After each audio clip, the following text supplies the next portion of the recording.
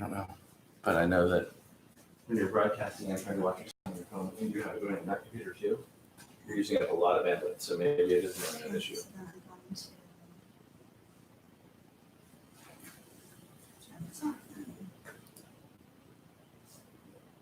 And I was watching it too, so.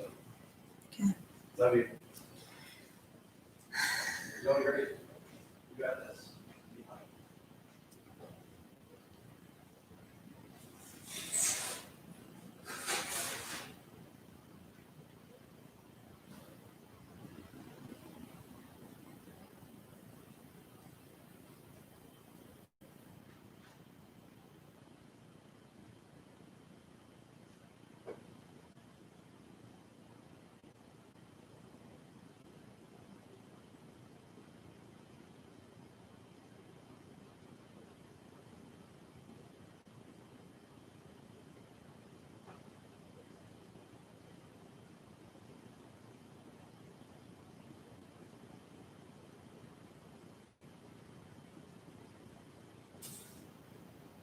Are you guys there?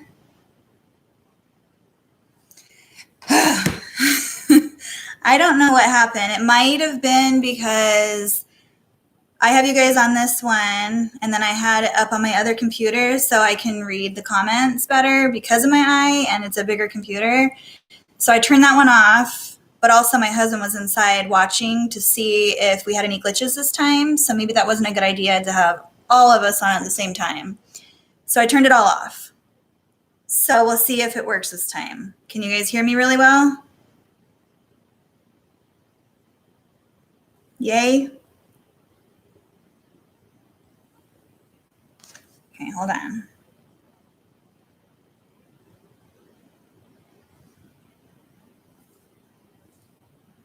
Okay.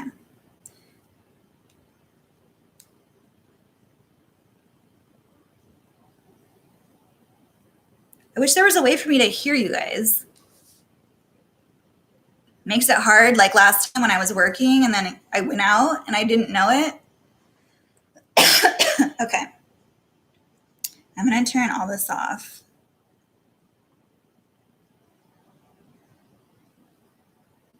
Okay, are we all back? Thank you guys. Sorry again. Okay, so I don't know where I left off, but I was saying that I got a lot of orders done today because I've been working pretty much all day. And I wanted to save some for the end so that you guys can watch me package everything up because I know you guys like watching packaging videos.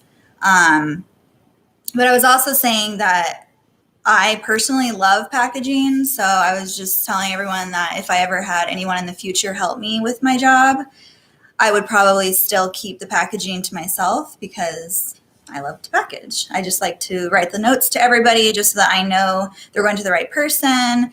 I know what I want to say to them. I know what I made them, and just to make it personal because people like that when they're buying a handmade product.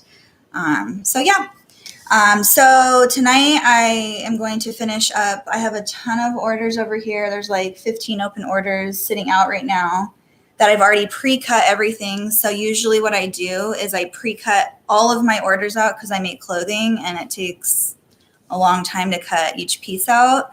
So I usually spend one whole day like cutting all my orders and then I organize them in, sometimes I do it different. So right now I have them organized in shipping to ship by date because I want them all shipped out before that because shipping's been taking a really long time. And I've also gone the extra distance to actually email all of the clients who have, or customers who have bought from me, just letting them know USPS is taking a really long time right now. And just, I hope they understand that times are just really difficult right now with shipping, especially for us small businesses because of COVID and everyone's buying online right now. So it's just taking an extra long time. I did also take the time to go through, I don't know if you guys have done this, but this morning I sat down and went through all of my orders that I've sent out prior to Christmas just to make sure they were all delivered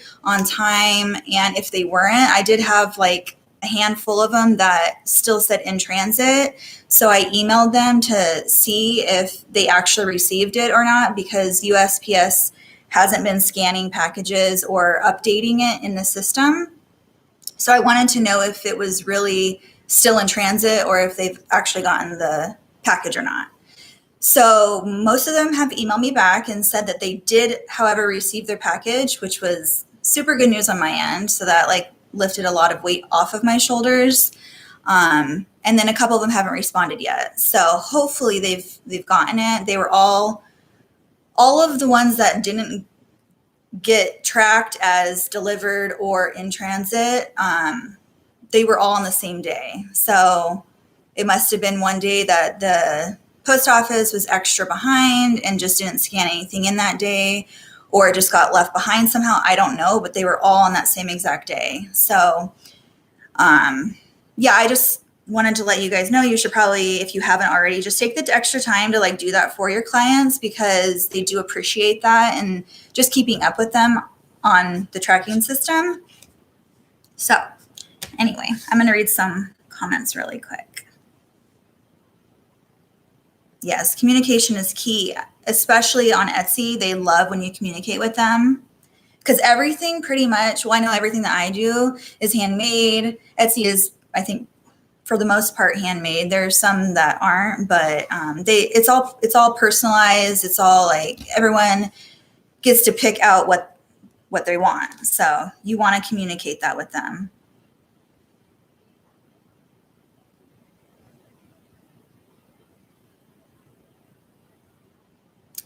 Where do I have my craft room? My craft room is actually in my RV garage. So we don't have an RV. We don't have a boat or anything like that. So when we actually decided to move into this house, when we came and looked at it, I just saw this space and I blew up. My mind just went crazy, because I had my old craft setup was in our master bedroom in our little nick, or what do you call it? A little where you put your coffee tables in your bedroom. So that was where I had it. I had just like 2 desks put together as like an L-shaped desk, or a U actually. And I just had my one sewing machine. I had my heat press and like my ironing board. Just, there's a fly in here. Just a couple random things in there. And I just kind of grew over time. So when we came and looked at this house, I was like, oh my gosh, I can do so much with this area in here. And it's actually grown. The back part over there, if you go back to my last live, I think I took you guys through the whole shop. A lot of that stuff back there is from when I did craft fairs. I didn't do any this year, A, because of COVID, and B, just because I'm in a store locally here. And so I have a ton of inventory that I always have to work on, as well as my Etsy shop and my website. So I'm just really, really busy this year. And I just didn't have the time to take for the inventory for markets, because usually at markets, I want my booth really full, just me, I guess. But I would sell a lot there, and then that would mean I'd have to come home and remake everything that I sold. And I just don't have the time for that this year. So, and I know I'm really sad to say this, but I probably won't ever be able to do a market again, just because it took a lot of time out of time, and I'm already taking a lot of family time away just doing all the online sales and being in the shop locally. It's just a lot of work. So that's where I have a lot of that stuff. All that setup was for the markets that I did. And then a lot of it is just inventory, like samples I keep over there just to look back at when somebody orders it. And I forget, like, if I put it out a while ago and I don't remember what it was, I go back and look at it just to keep it on hand. I always do that. And always, if you make a new product, take a picture of it right away. Because sometimes what I've done is, like, I've been in a hurry and I'll make something and then I'll forget to take a picture of it. And then I'll think back to it and I'll forget, like, exactly how it was made, and I'll remake it and not like it as much. So always take a picture. And I don't think, did I show you guys my photo booth last time? Yes, Cindy, always take a picture. I remind myself every time. I know I hate doing it, but I've actually made a really, really simple setup so that I can literally just finish my product, go over and take a quick snap of the picture, or the product and then be done with it. And then I'll go edit it later. I don't have to sit there and edit it at that moment. I wait until I go inside and sit on the couch and relax, and then I'll edit my photos. And I use Lightroom to edit my photos. And I literally make 3 edits and I'm done every time.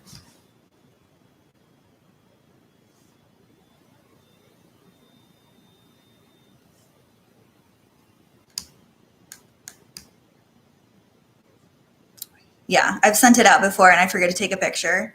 And always like I just did that custom order on my last, the last video I think I posted or uploaded on YouTube of the Wonderful, the shirt. That was actually a custom order. And so I always, if I have a custom order, I'll make it.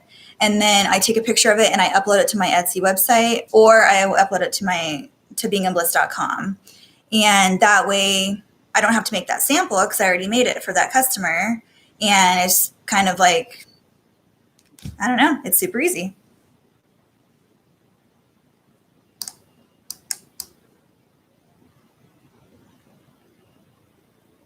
Okay, so I was thinking about, well, here, this is the blanket. I wanted to show you guys this first. This is a blanket that I made today. Can you guys see the colors of it? Let me turn the camera because of the lighting. Hold on one second. Actually, I don't have to turn my camera. Let's do this. Let's see if it.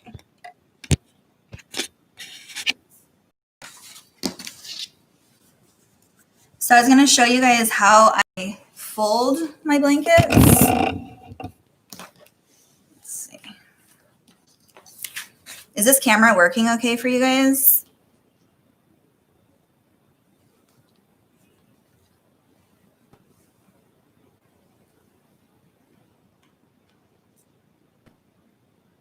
Can you guys see it okay? Okay, cool.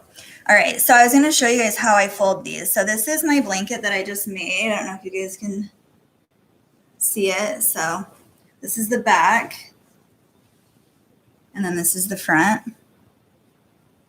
And I put my tags like on the side over here, just like in the corner. And I always fold it like halfway, but I overlap it because when you package it, you want them to see like this really pretty part right here. And so I overlap it a little bit, just like that. And then I bring it back over. Let's see, sorry. I'm doing it opposite right now, so it's kind of hard. So you want it over this way. And then I pull it and I go all the way to the very end right here. And then whatever side my tag is on is right here. So then I just kind of like roll it. That way this part is kind of hanging out right here, like that. And then for the shop that I'm in locally, I use these wraps for my blanket, and it has the wash instructions right here with my website down here. And then the size of the blanket, and that it's 100% handmade in the USA. So I don't know if you guys can, whoop, where's the camera? See that? And it has my logo. It's just super simple, and I usually wrap it, and that's how it goes to the store. But when I wrap it for a customer, when I'm shipping it out, I use some string. And I don't know, I usually just do 32 inches because that usually fits all my blankets. And because I like to make things pretty, I buy these beads. And whoop, don't fly away. I put it through the middle of it. And I go like that. And I just tie a knot. Not super tight because I don't want it to be like really wrinkled, but tight enough that it just looks like pretty. And then I put this on here. What? Hold on, I need my lighter.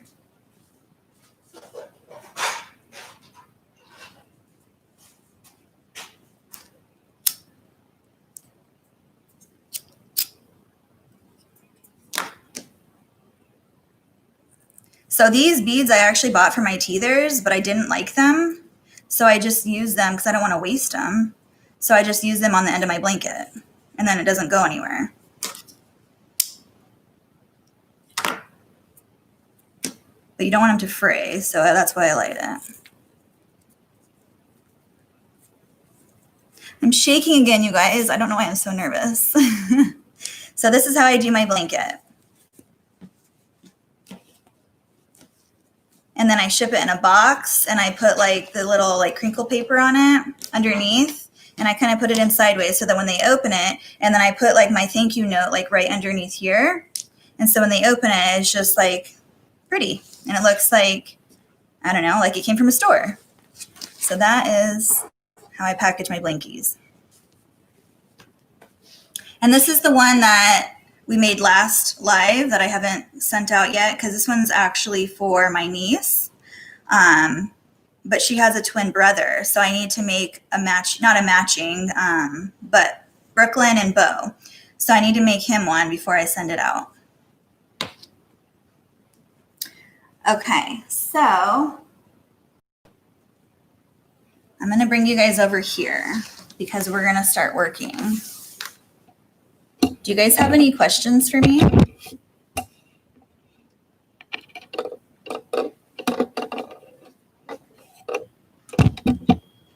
going to set you up over here.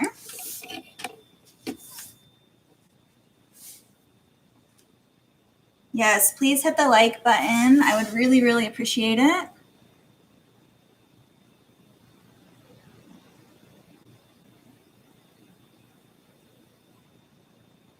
So that blanket is actually my only cotton blanket on my website. It's just been a super huge hit for my Etsy shop. It's just the color, that mustard color is so, so, so popular. So I haven't taken it down because it sells, I get so many sales a week on that one. But I have taken all of my cotton blankets down because it's cotton on the front and minky on the back, but I have only been making pure minky and faux fur blankets. It's just the look that I want to go for. I do all organic clothing. So I've literally taken out all of my other materials that are not organic, except for the blankets. You can't have like organic faux fur unless you can, and I don't know about it. But so all of my blankets except for that one are faux fur on the back and minky on the front. And then all of my clothing is organic cotton knit.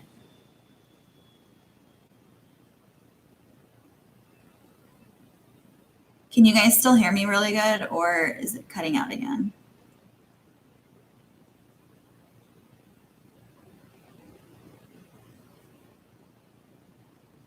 Okay, cool. I'm going to go around to the other side. I'm going to go grab some orders, and I'm going to show you guys what I'm going to be working on, and I'm going to try to get an angle where you guys can see my machine. I'll be right back.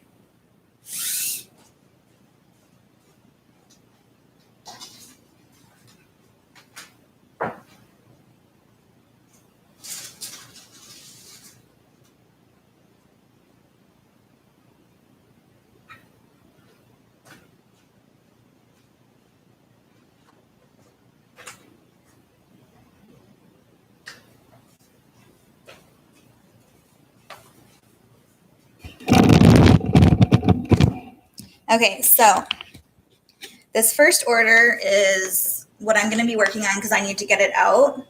It's 4 rompers, and I know that you guys just saw me make a romper in my last video that I uploaded, or my first video I uploaded.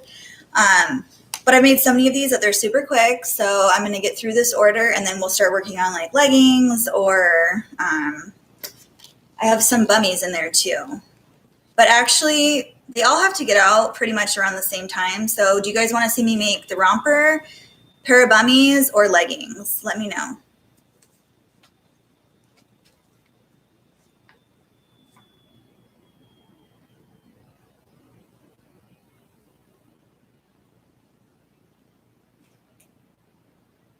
Romper, leggings.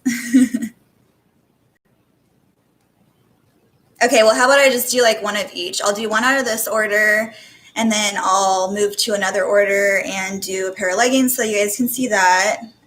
The leggings are literally like 15 minutes tops. So that'll be quick. Okay, so the first thing that I do is I pre-cut them and then I fold them. So I just took this one off of my website today because I ran out of fabric. Can you guys see that? So it's my jungle one. So it's kind of gender neutral, but I don't like the fabric. This is actually fabric that I got Joann's like 3 years ago. And I bought like a huge bolt of it and I've just been trying to get rid of it. So I finally cut through my last bit of it today. And I had like a little bit left, so I just kind of put it in the scrap pile.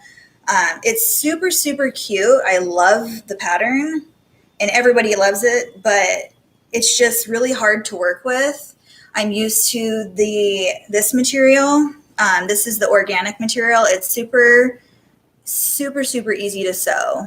I don't know if any of you make clothes or know what this is compared to this. It's just, you can tell when you're working with a really nice fabric versus just like a big store fabric. You can totally tell the difference. So anyway, I'm out with this and I'm in with all of this stuff. Do you guys have any questions before I start? Yes, Toodles fabric. I have, and then this one too.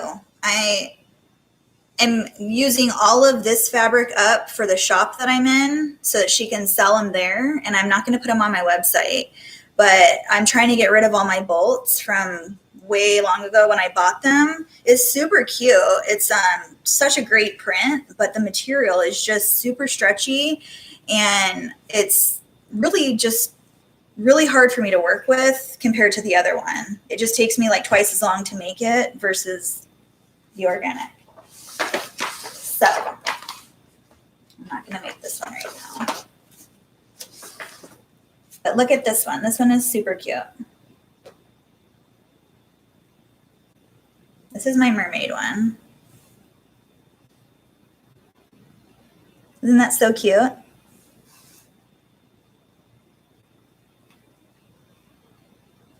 And then I have, so this one is kind of like my all year round, but I can use it for Valentine's Day too because it's like a hearts. So these are my cuffs.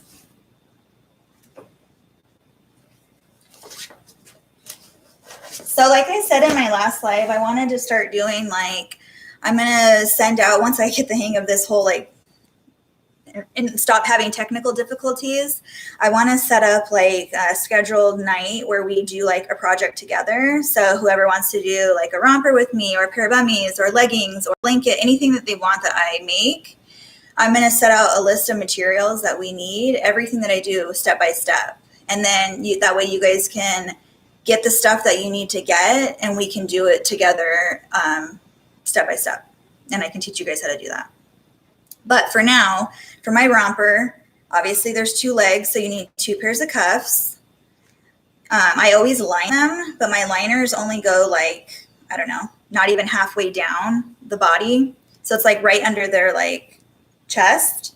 So I have a front and a back piece of the liner, and then I have a front and a back piece of the romper. And this is a size, what size is this one? 12 to 18 months. And I make all my own patterns. So I have created the cuffs they're like 2.5 inches when they're folded because as a mom of 4, I always hated buying a really nice outfit for my kid and they only get to wear them 1 or 2 times because they grow so fast and they're like capris on them. So I've made mine a little bit longer so that it's kind of like a grow with me outfit. So I always tell my customer they are going to be a little bit big to begin with, but I never pre-wash my fabric either. So I always tell them on those cards that I have, true to size after the first wash. and then it'll be like their actual size. But also they can roll the cuff up one if it's too long, and then as they grow, they can unroll it. Okay, let's get started. So the first thing that I do is on each piece of the body, I put the same exact thing that we use, or that I use on my embroidered shirts. It's the no-show poly mesh.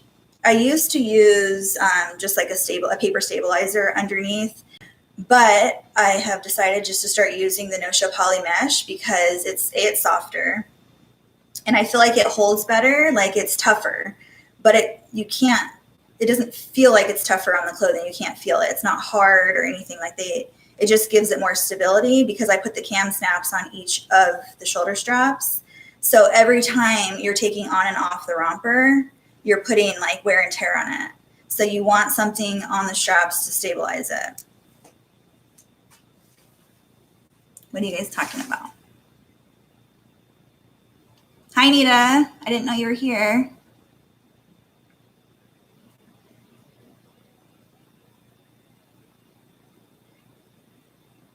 Yes, Carmen, I always pre-cut all my stuff because I feel like if you get overwhelmed with a lot of orders, when you start getting orders that come in and stuff, it's like you don't know where to start. So the first thing that I do is I print all my orders out. And then what I do is I highlight the size on them. And so like, here's an example. Let me show you. So my brother's staying with me right now, and he helps me cut the fabric sometimes. So I write notes every time I print them out. Hold on one second.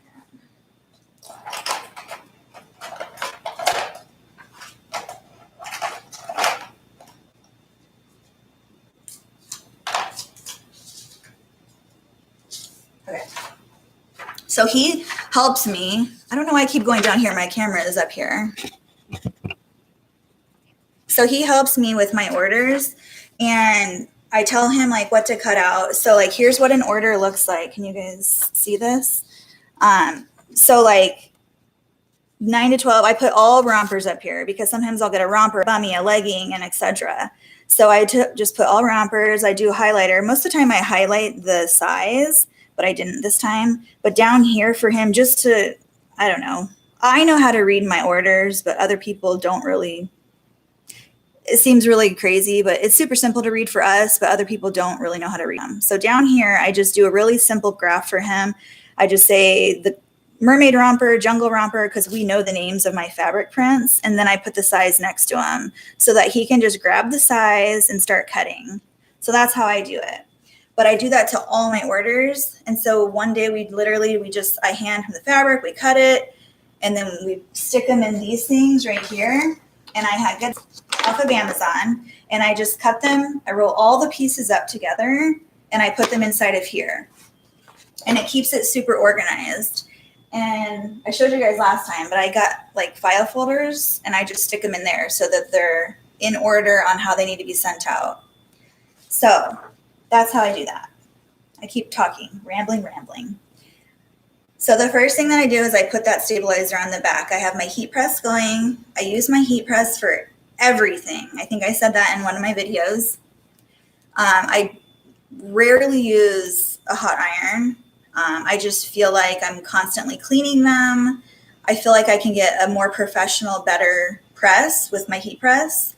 I keep it at 315 degrees all the time, unless I'm doing like a different kind of transfer, then I'll change the temperature. But most of the time it's 315. Okay, so. Sorry.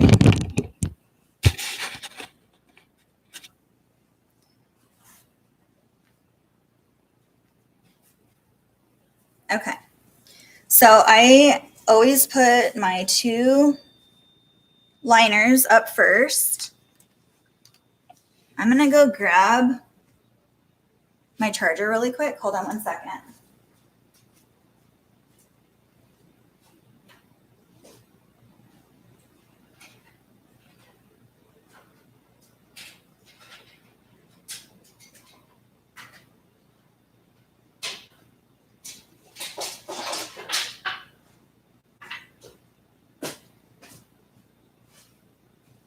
because that would be really bad if it went out again.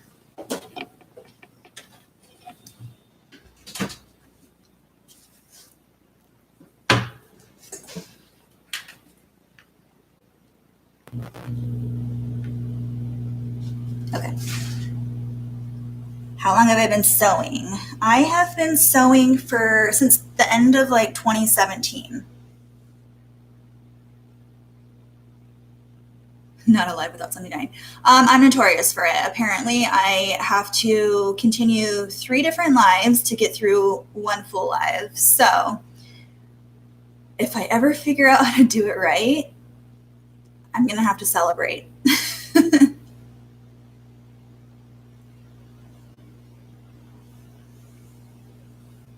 Yes, the bag system literally is the best. Like, I was so excited when I finally figured out like how to organize myself, because all of a sudden, like, trust me, like if you're new to Etsy or new to your website or anything, just have faith, don't give up, keep going, because one day it'll literally just happen.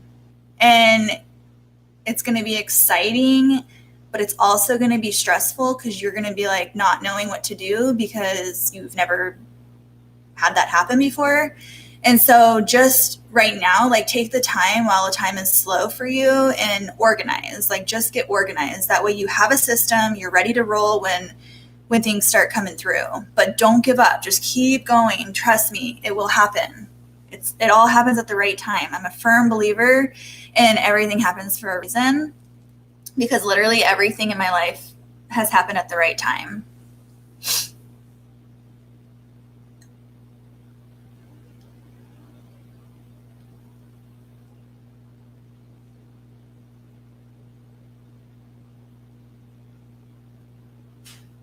Is my connection not good anymore, Sandy?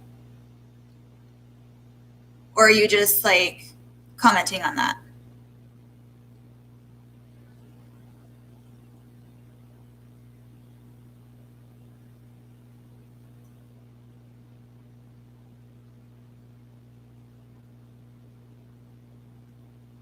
Okay, good. You scared me. I was like, no, because I can see the green buttons over here that it's fine, but then I read that and I was like, oh gosh. Yeah, I'm moving. I was just over here. My camera's over here, but I was reading the comments and talking to you guys over here while I was answering questions.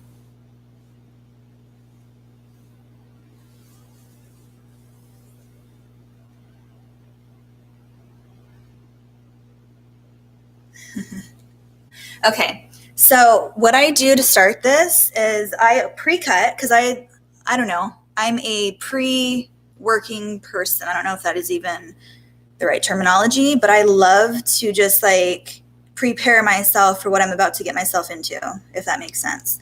So I cut all these little pieces up, and I just cut them like 1.5 inches by 1.5 inches square, I guess. And these are the no-show poly mesh stabilizers that some people, not everybody, but I do. I use it on my embroidered shirts. Instead of like a cutaway or something, I use this, and then I use a tearaway. So you can tell where the glue is, and I always put one. Sometimes I double it and sometimes I don't, but this is kind of a bigger one, so I do 2. And you always want to make sure the glue is on the right side. So I take my time on this part because I don't want it to like mess up. This is the beginning of the project. You want to do it right. And I can see, because the light is glaring, I can see that the shiny side is where the glue is. So I'm doubling up because it's an extra wide piece right here. This is extra wide. And I want it, like, I could have turned it sideways to make it work better, but I want it like more than halfway down, because if you think about it, you're sewing, and the sewing, your seam is going to be like 1/4 inch down. And then you're also going to put the cam snap down here. So you want it like in the middle. So then I just press it, and I don't really have a time for it. I just usually wait till it gets to 8. So like 5 seconds, I guess. This doesn't have to be perfect every time.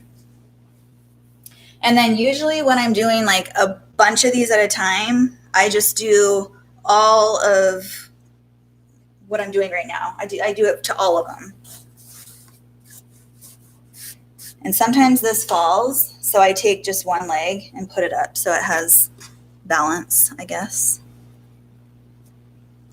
And you can only do one of the bodies at a time. You can't do them both. So you just got to take your time. And I was going to tell you guys, if you have any questions for me, and I'm not reading the computer because I can't really read that well while I'm doing this because of my eye. Save your comments for when I like stop and go to the computer and I sit down to like read comments. Ask me questions then. Otherwise, just chat with each other about stuff because I'm going to miss all the questions if you ask me while I'm doing this. Hopefully that is okay with you guys.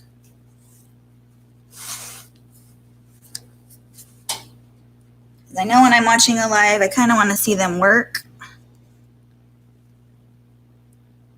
It's fun to talk to, but I like to see work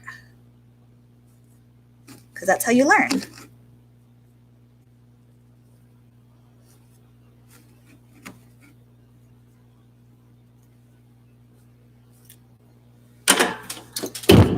Okay, so after this step, the next step I do is I go over to my serger and I serge the liner like on the bottom, because then I know it might not make a lot of sense to you guys, but for me doing this so many times, I found it faster if let me show you, if I know which one. So this is the front and this is the back. And I know that because this armpit is way bigger than this armpit. So what I do is I take, after I like have a ton of these done, like sometimes I'll do like, I don't know, quite a few at the same time. I'll go and I'll serge the bottom of each one of the back pieces.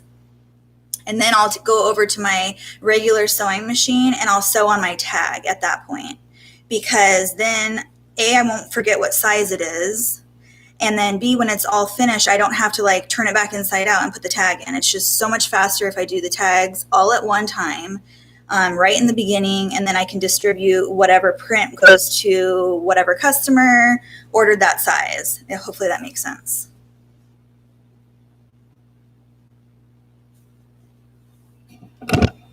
Okay, I'm going to answer a few questions if you guys have any before I get started.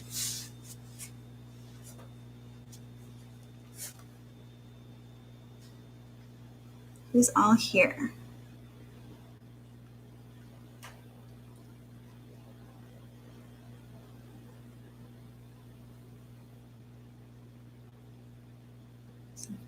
What are you guys talking about?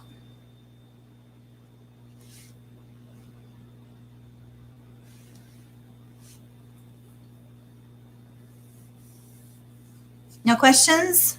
I'll get started if you guys don't have any questions right now.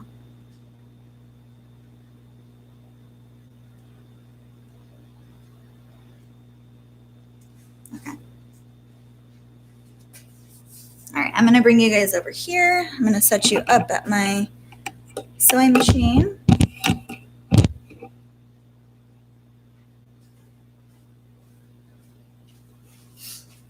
I'm going to move my camera.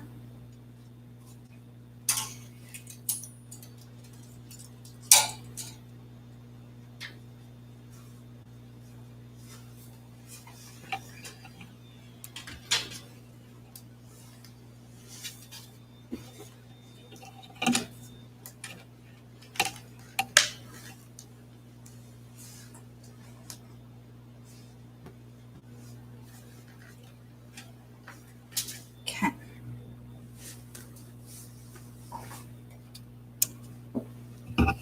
Let's see here. Sorry, guys. Not trying to make you sick, just trying to get you in the right spot without disconnecting is the issue. Where is it going? Okay.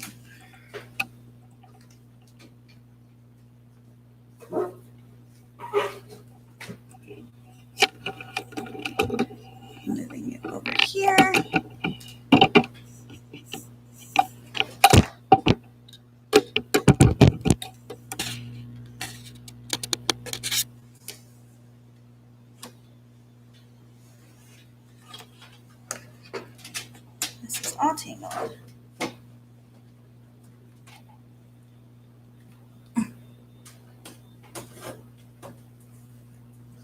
Okay.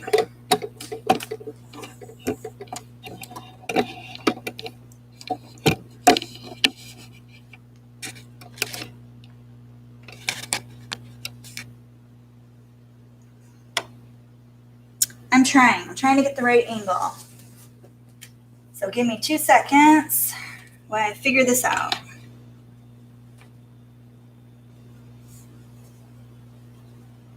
I don't want this to get disconnected is the issue. There we go. Okay.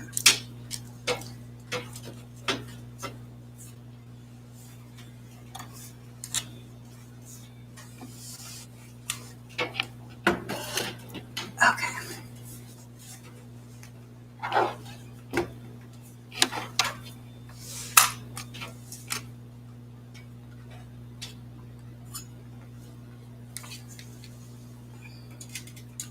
Sorry guys, almost there.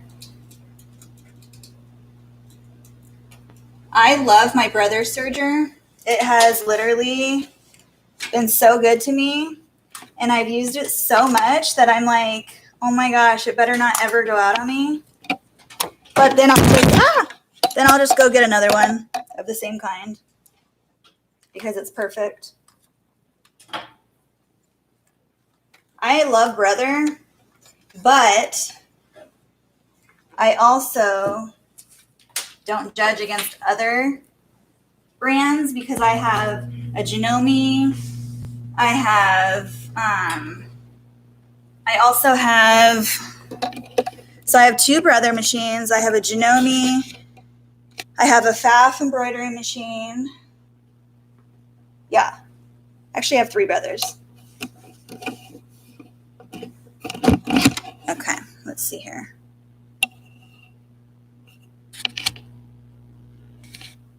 I think that's the best I'm getting for you guys. Okay, so does that work for you guys?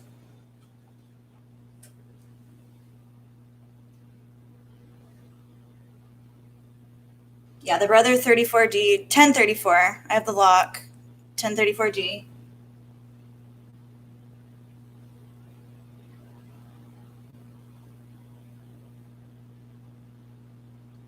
Yes, Cindy, Brother is, I love Brother. I actually really wanted to get the Brother embroidery machine, but I don't know, the salesperson that I was working with, like, talked me in somehow to getting the machine I got. But I guess, like I said before, everything happens for a reason, and I'm really, really glad I got the one I got because, I don't know, I just really took to it well, and I love it. And if I ever get a second or third one, or however many I end up getting in the future, I'll probably just end up getting the same one.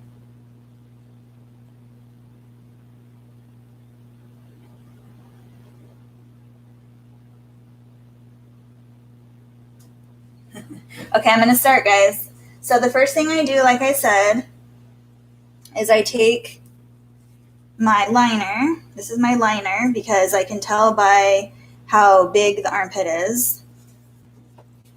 And I do it with the print side up. Hopefully this doesn't shake because it's right behind. Is that shaking?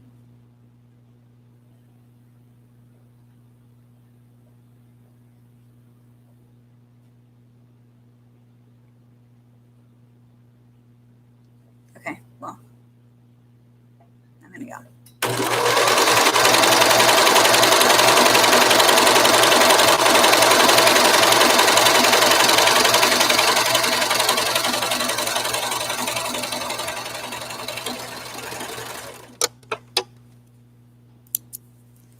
So I usually keep going, but I wanted to show you guys that this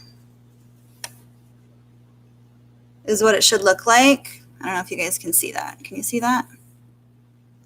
So I never ever, I don't know, obviously it's probably user error, but I never, excuse me, I never use my cutter, ever.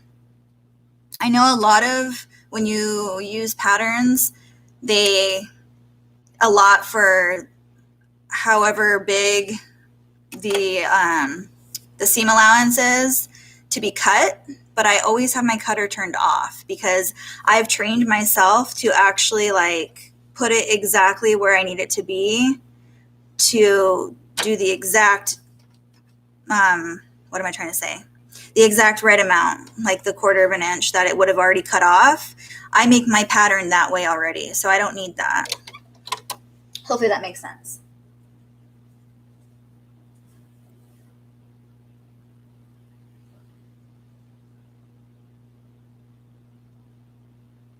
Cindy, don't sew while you're watching. But I actually did that the other night too. I was like, oh gosh.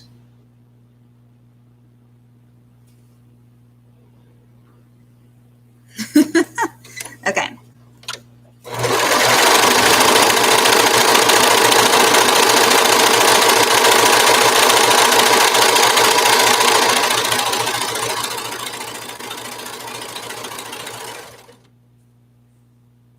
I'm a mess over here. Where did I put my, here they are. Okay, so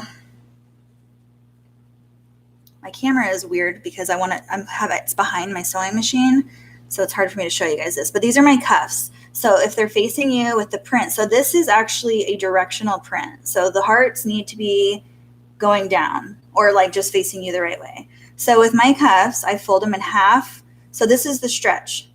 Can you see that? That's the stretch. Not this way. That doesn't stretch. So you fold it in half long ways. And here's a trick. So if you want to learn this cuff trick, pay attention.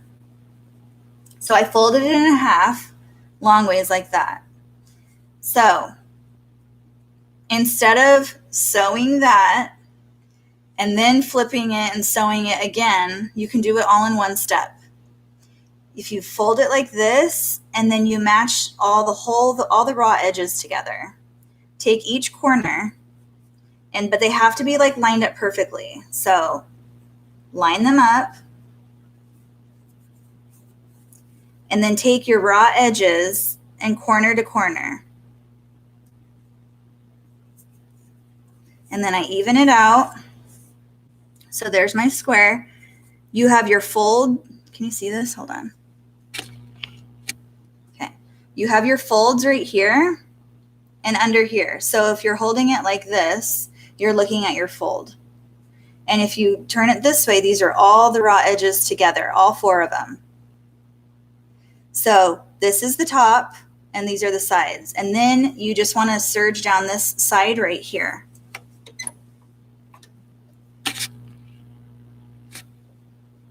And I'll show you why in a second. So I'll do that again really quick. So facing you, fold it in half. Line your corners up perfectly straight. Perfectly straight.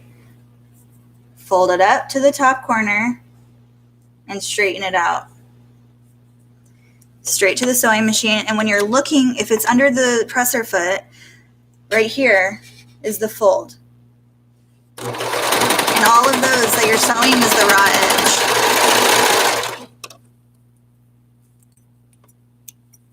And I'll show you why I did that. So the reason why I do that is because you can literally just take, there's four pieces right here.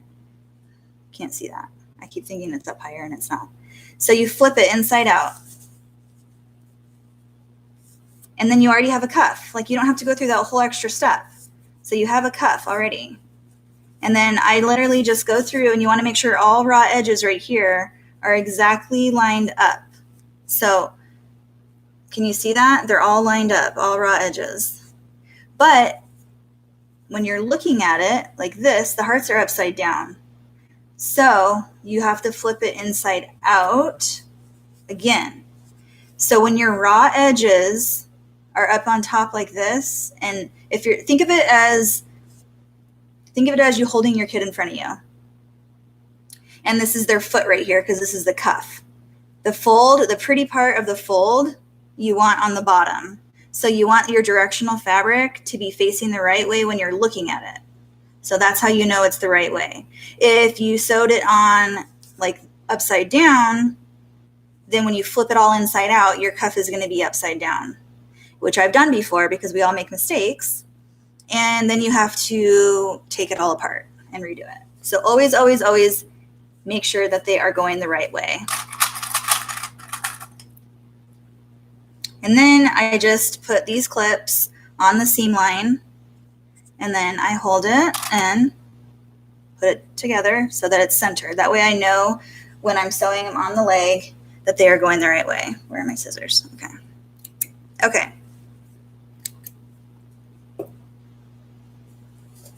Any questions?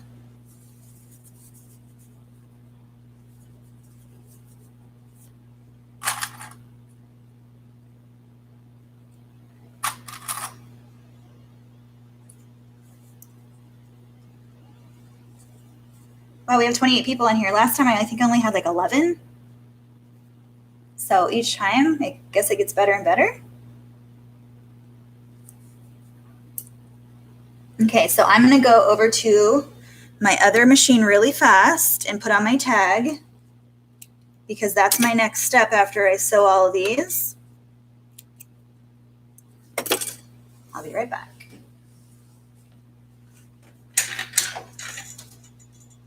So this heart one is a 12 to 18.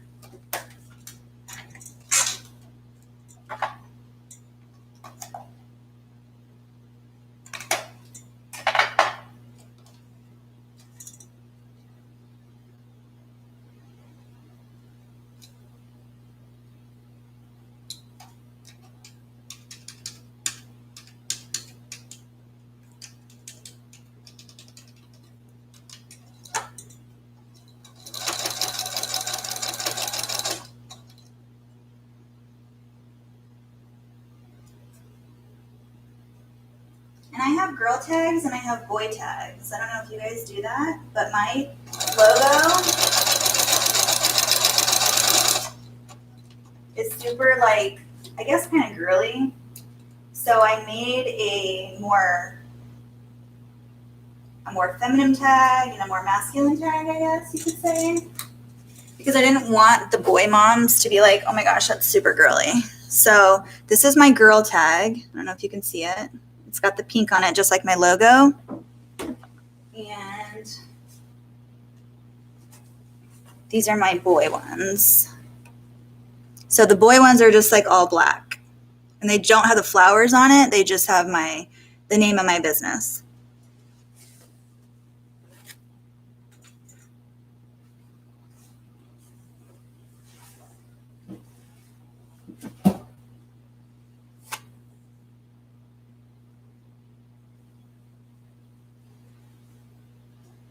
Did I go to school for sewing?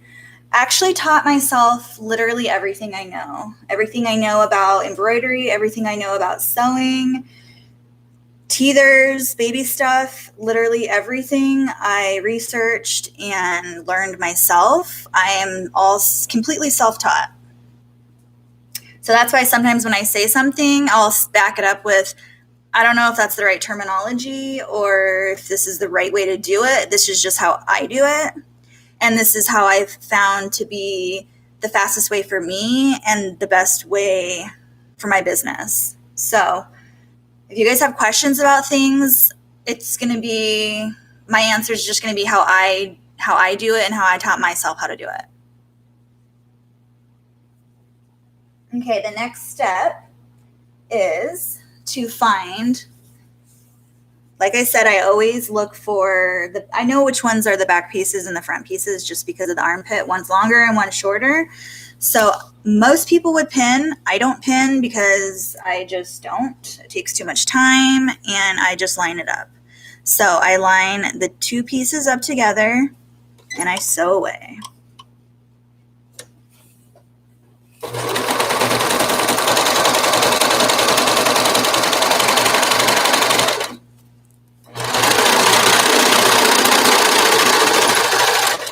Is that too shaky for you guys?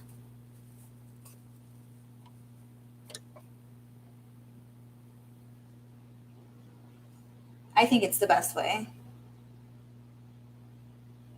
Sometimes it's the most frustrating way because you can't figure it out. And then literally one day you just do it and you don't know how you figured it out, but you did. So there you go.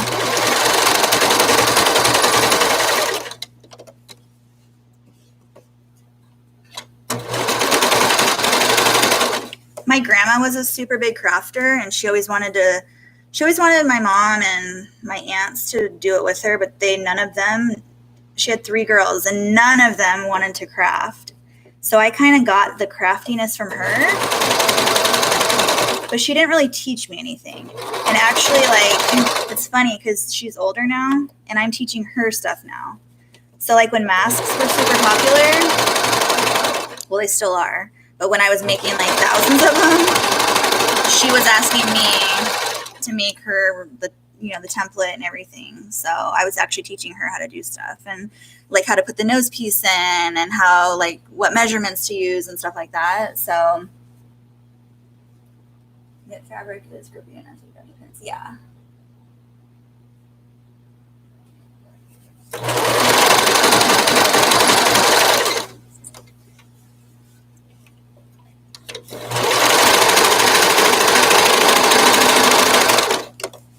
Yeah, and this fabric, you guys, I know it's more expensive, but my brand, when you first start, you want to pick something that you want your customers to know you as. So you want to choose something that you want people to remember you by. And I want people to remember me by having really good quality clothing because I make a lot of clothes. And by the way, I snip each corner real quick. So I snip it at a diagonal because that just makes your corners look really sharp. So I was saying the reason why I took a lot of my fabrics off of my site and I kind of started fresh, getting new prints in and adding more things to the site. Same stuff, like all the same kind of romper, just different prints, obviously. Was because I just wanted people to know me as, I guess, Being a Bliss is organic. Everything she has is organic. Everything she has is super soft. And it just gets softer as you wash it. Like, I don't know, like I'm a very like touchy feelsy person and I love soft stuff. So like if I find a blanket and it's not soft, I'm not going to use it. So like with me, I just have to have a soft blanket. And I found that the faux fur and the minky put together was like a dream. Such a dream. Like you lay on it and it's a cloud. And the funniest thing about it, here's a funny story. I make these blankets literally for everyone. And my neighbors' kids get a new blanket from me like monthly. I'm not even joking. Like they have so many of my blankets. And I have 4 kids and none of my kids use my blankets. I have an excuse. I started making them after my kids were born, so I had already given them a blanket. And once you give your baby a blanket, like that's their blanket, they're used to it. So anyway, I've tried making my kids blankets. Both of my younger boys, I've tried making them my blankets, and neither one of them use them. They just want their own blanket. So I think that's pretty funny. You can't really force a baby to have a blanket. They just have to kind of choose it.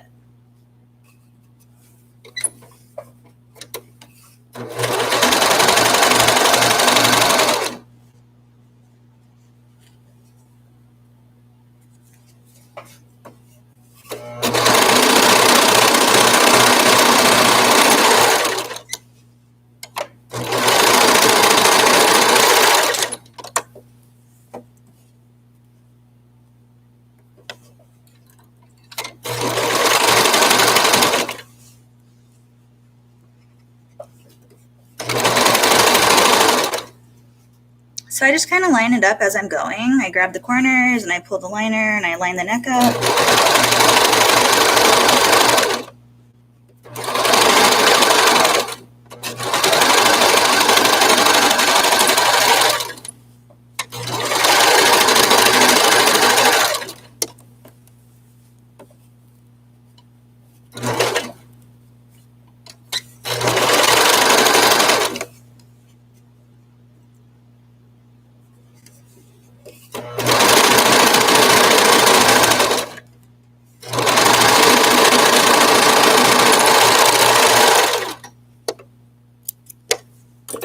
Is this angle okay for you guys, or do you want me to move it?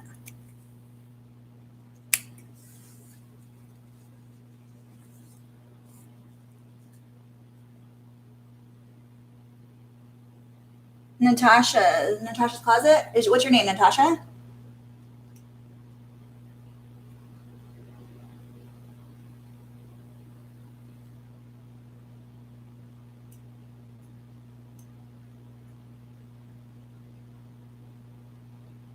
Okay. So did you just start, or have you opened up an Etsy shop yet?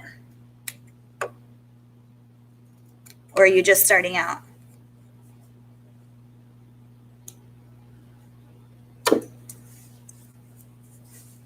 But to answer your question, I have 4 kids, and my oldest just turned 15, and then my second girl just turned 13, and then I have a 4-year-old and a almost 3-year-old.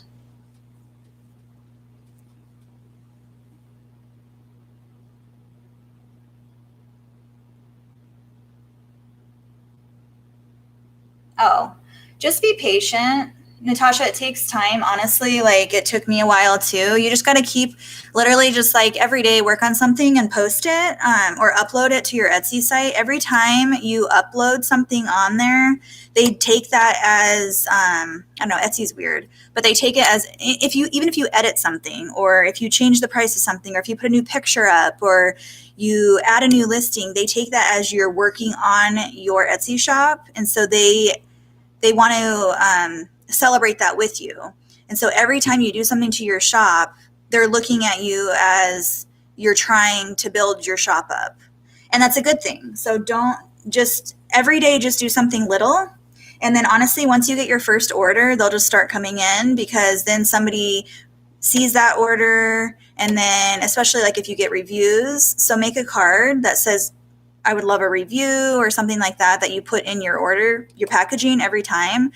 I know that that's helped me a ton, just that card, because I noticed when I didn't put that card in there, I rarely got reviews. I mean, I got a little, but not nearly as many as I do now. Like, ever since I put that card in there, man, people leave a review because that's the first thing that they see in their packaging. I make sure that that's the first thing that they see when they open the package. So just do little things like that. But honestly, once you get your first order, they'll start coming in.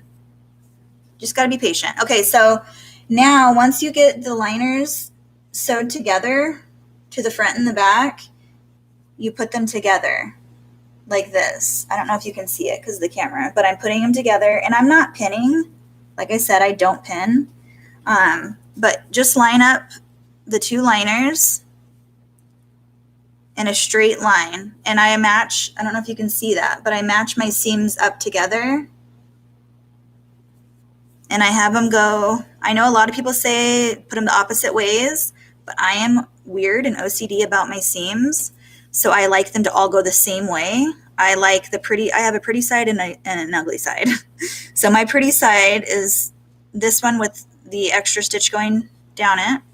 And then the ugly side is the zigzag side. So I always have the pretty side facing down. And then on this side, the pretty side goes down too. So they're all the same way. Like I said, I taught myself. I don't know if that's the right way, because a lot of people do it opposite, but that's how I do it.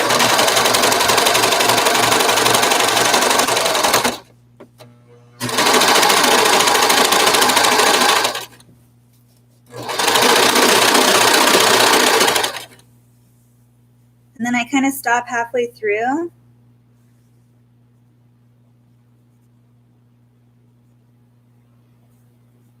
Why is the light doing that? That's weird.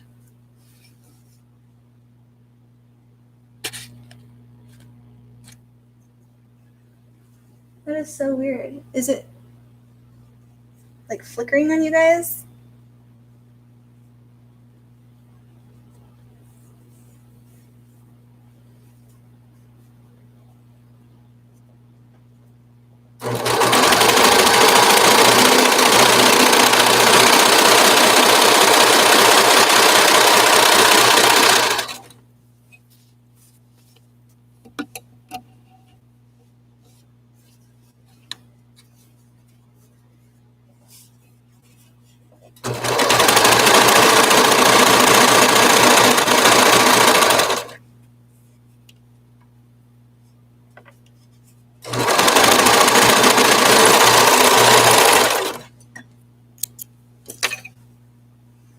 And then I do it different every time. It just depends on my mood that day or like what I decide to do. Because a lot of times I zone out when I'm working. I'm sure you guys do too.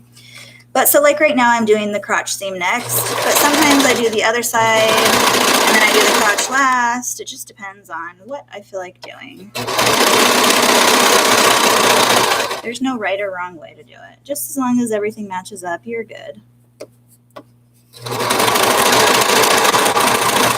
And always remember to pay attention to the very middle crotch seam because it's round. And so you want to make sure that it grabs it really well. Otherwise, they're going to have a split in the crotch area. And then just straighten it out.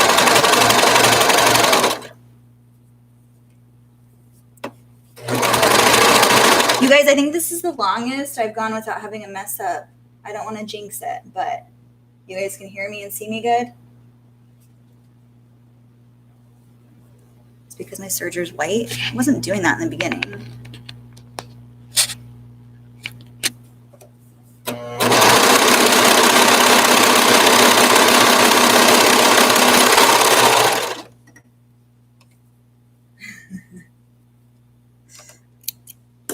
Okay. So now I'm done with that. I gotta do the other side really quick. And it doesn't always take this long, guys. I'm just explaining everything to you guys the first round. So usually these take me like 20 minutes to do, to sew up. But then you have to iron it or press it, whatever you want to call it. And then you have to flip the shoulder seams inside out and point out the corners. And then you have to put the snaps on. So all in all, I'd say about 30 minutes a romper. Maybe less, depends. I guess I don't really know because I don't ever do one at a time. I always do them in bulk.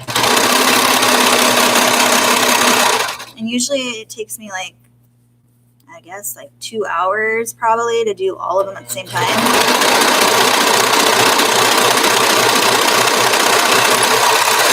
But I do them in steps. So like I put all the stabilizer on first, and then I serge all the liners, and then I do all the tags, and then I do all the cuffs, and then it's just like one step at a time. And then it seems like it takes forever because you're doing one step at a time, but then when you're done, they're all done at the same time. And then you have like 10 of them done. So what I'm doing right now is, I know a lot of people use there's like this. I got this little thing. I don't like it. It always gets caught on my thread. So what I use, I don't know if you can see it. It's just a large eye needle. But the key is it's not sharp down here. It's like rounded. So it doesn't catch on anything. And this is my golden needle, because I slip it right through. And then I don't know if you can see what I'm doing, but I just go right down the seam right here, like an inch through. And then I pull it down through and I cut that off. And then that way when they wash it, it doesn't unravel at all. It never comes apart. So I do that to both sides. And I have this little magnet thing right here on my table that I stick my needle to every time.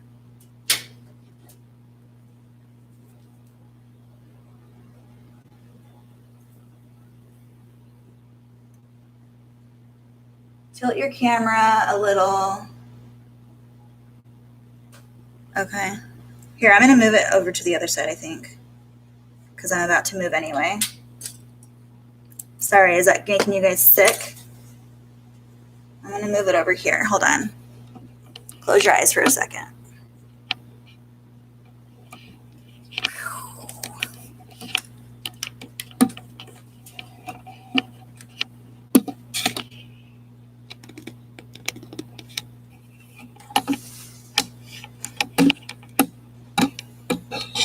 Is that better? If you pull the light thread, it will make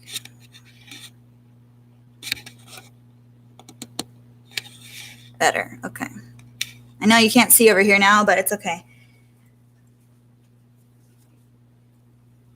Like I said, I'll figure it out eventually. One day I'll be able to sit here and mess with it. But for now,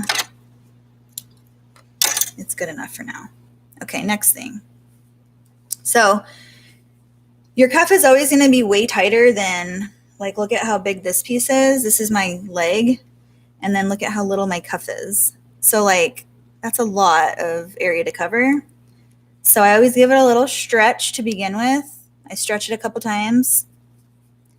And then my seam right here, I always line it up with the crotch area, because you want your seam in the crotch, like in that. You don't want it over here on the side, is what I'm trying to say. So I put it inside of here. And then I line this up with this. And then, like I said, I always make sure that the pretty side of the seam is laying the way it's supposed to lay. And that's why I put these clips on, because now I know that there's no seam over here, but because my clip is there, I know that my other seam goes where that clip is. And I push that the other way. So now these are going the opposite way, but they're both laying the pretty way. And it's baggy, but it's supposed to be like that because it's your cuff and you want it tighter. So I literally I already stretched it out, but you want to lay it flat on here with all raw edges like facing together. And I just start sewing. And I stop and go throughout here because you want to make sure it's like pulled really tight, and you always want to make sure it's even. So you just pull, and I usually use my thumb and grab this piece right here, and then I pull. And I make sure they're all even. The most important part is making sure that underneath you're getting that, otherwise you'll have a hole. And I just grab and pull. And then make sure that this part is tucked under because you want it facing the right way. And just push it along. Make sure it's even.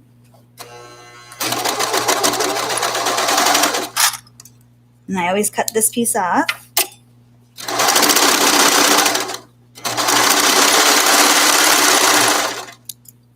Leave it, cut it, and then I tuck it.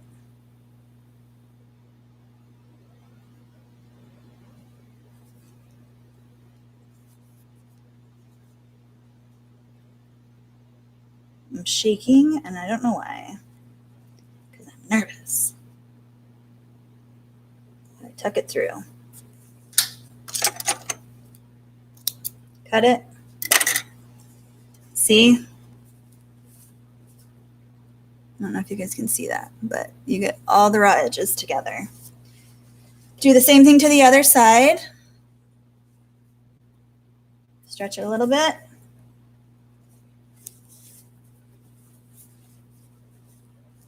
Line it up.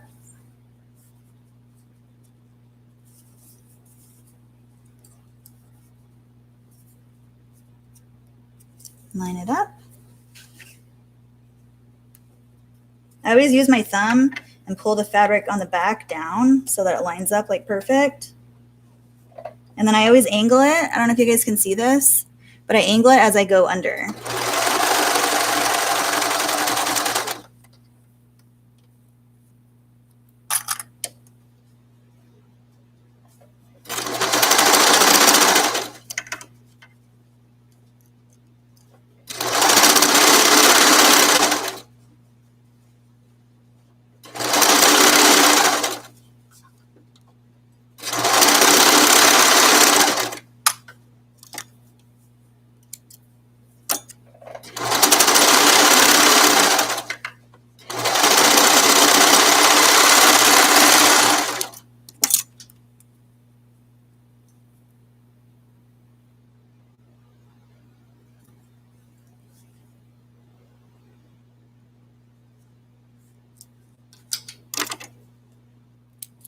Okay, so we have completed the romper on the serger.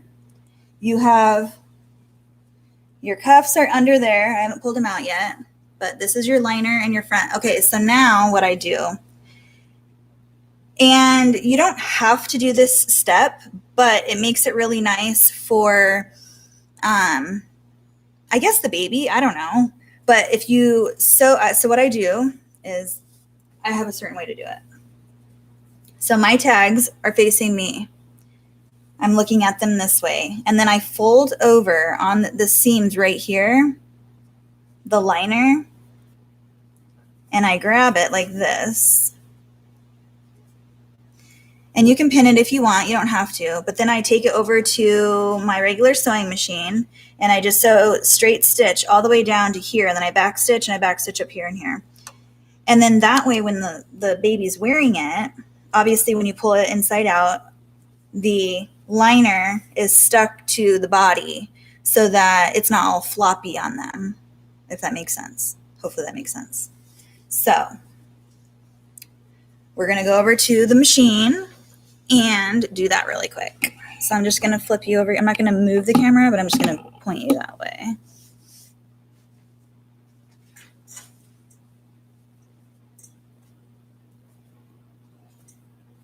And I'm just doing a straight stitch. I have it all the way over. This machine goes over to 7, but I have it over to 6. So it's not quite all the way over. But you just want it like right in the middle of that.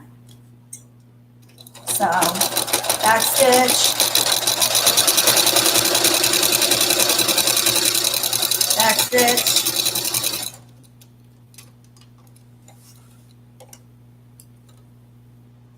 and then this machine doesn't have an automatic cutter, so I have to cut them. And then you flip it around, and now this side, you want to make sure that you have them flipped the same way. So you do the same thing, except the liner is going to be facing you this time.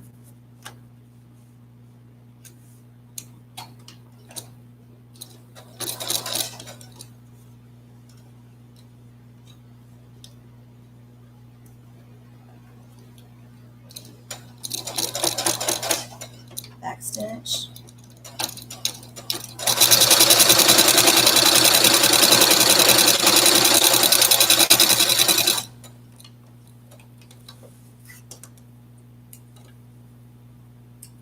Okay, so now after that step, what I do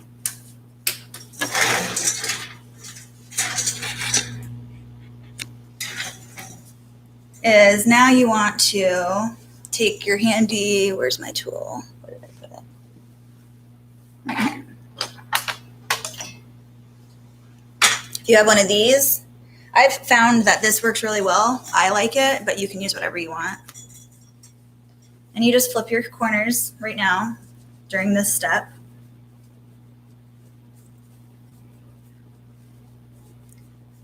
And I flip them all around and then I go in and use that thing. It's just easiest to me. But be careful, don't pull too tight because you don't want to rip it. I mean, it's not that delicate, but I usually just grab in my finger and pull it through. And once you see the seams up here, you know you've got pretty much all of it. And I kind of do the most part with my fingers.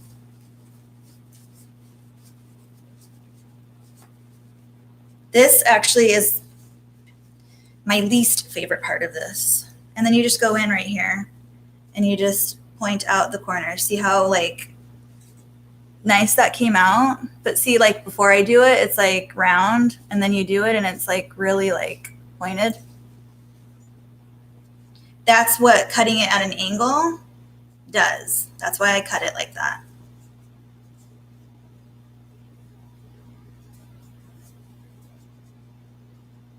Don't poke it too hard because it'll go through the corner. Just be gentle. And if you roll your fingers like with it, that helps too. That's how I do it. I just roll your fingers. But so like normally if I do like a ton of these, after I do this step that I just did, I'll take all of them like inside while I'm sitting on the couch, watching TV with my kids or whatever we're doing. And this is an easy thing to do just sitting there, you know, like the other night I took them in and did this, and then I put all the cam snaps in. Inside, I just got all the colors out that I needed, and I put them in a bowl and took them inside. And then I have this like handheld one that I take inside, but then I use the pink one right here for if I'm out here. And then I just organize it. I got these on Amazon. I don't know if you can see them, but these like buckets. So I organize them all that way by colors. And I also have like these ones. You can get these at like Michael's or Joann's or wherever. And then these other big ones down here, I'll show you in a minute. They're heavy, but I get those ones. I got those on Amazon, I think. Okay, so now I'm going to turn you the other way. I'm just going to turn you, and I'll be right there in a second. That's my camera.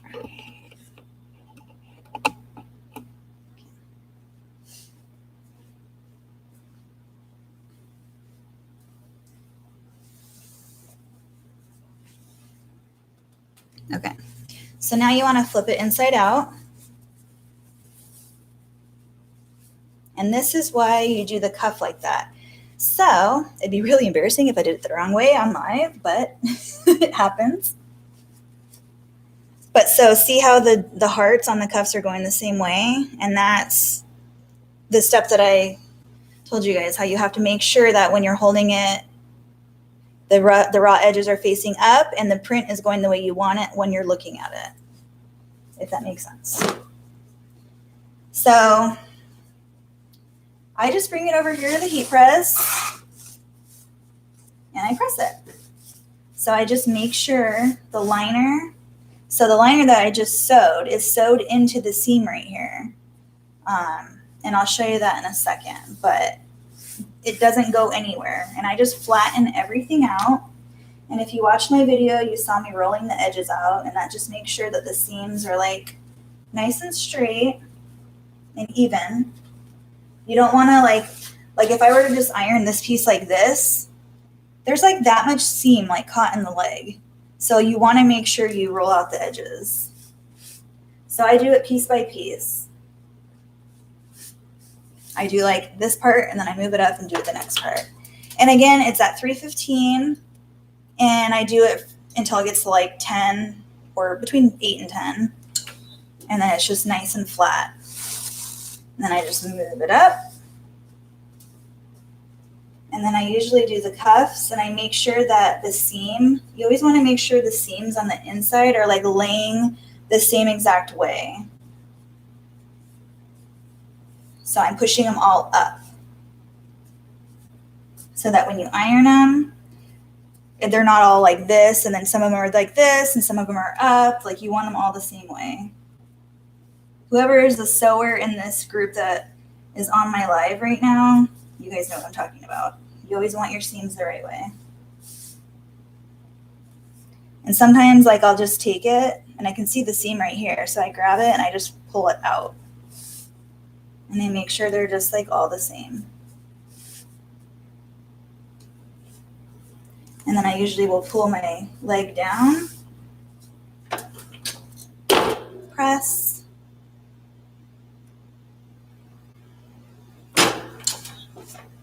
and then I do it again, make sure that they're flat.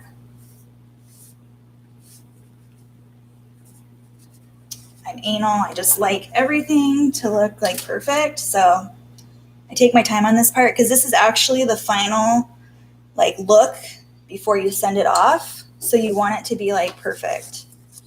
So this is, I don't know if you can see it. Hold on. But I haven't put the snaps on yet. But this is the romper. So now I'm going to come over here. Move the camera again.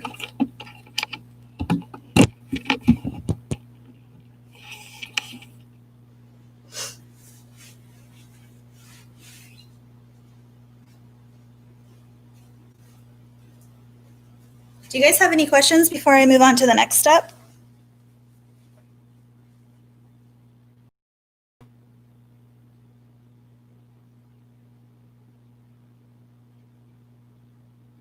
Straight lines.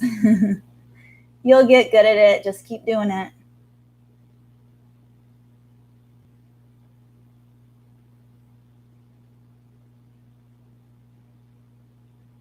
No questions?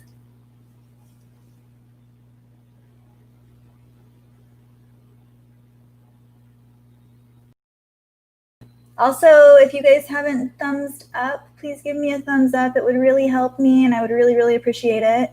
And I'm so happy you guys are all here tonight. Thank you guys so much. You don't know how much I appreciate you being here tonight. I know sometimes timing isn't right because we all live in different parts of the world and it's really, really hard to find the right time to put on a live. So thank you for being here. Okay, I'm going to move on to the next step. So we're going to go ahead and use this. This is the cam snap. I don't even know what the actual name of it is. I just call it my cam snapper. So usually with this one, I use, I know this looks white, but I use, it's called, what's the name of it? It's actually called Noodle. So the name of it is Noodle, and it's like a creamy white, so it doesn't like, I don't know, white looks kind of fake to me. So the Noodle is just kind of like very simple and like relaxing. So I'm gonna get that color out. And I always have this right here. These are my like favorite things because I do work in my garage. So I'm always cleaning. I always make sure I clean everything off before I do anything up here.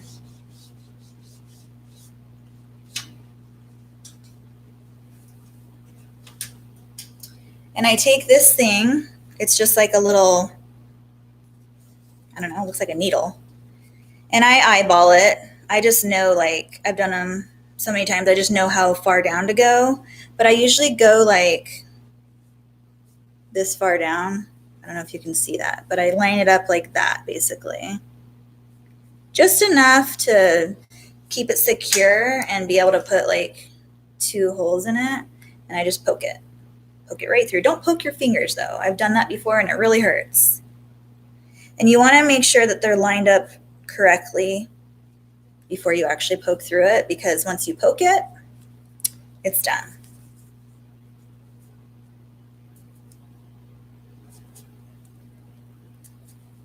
And sometimes it's tough, especially because I did 2 layers of the stabilizer, so it's going to be a little tougher, but just push through. Okay. So I'm going to show you guys the difference up against my black shirt. I don't know if you guys can tell. So you probably can't tell the difference. But this is the white, and this is Noodle. Can't really tell. It's more like just like a creamy white. It's really hard to see on there. But you need 8 of the back ones.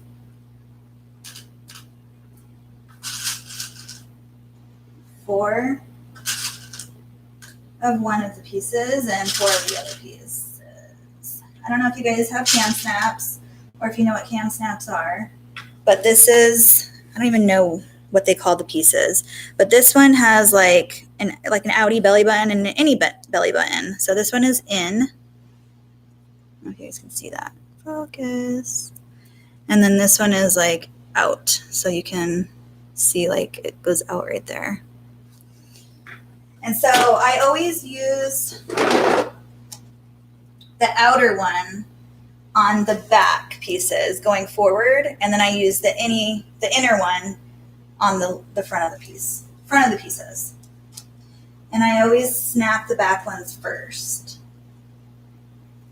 So you just put them in and snap.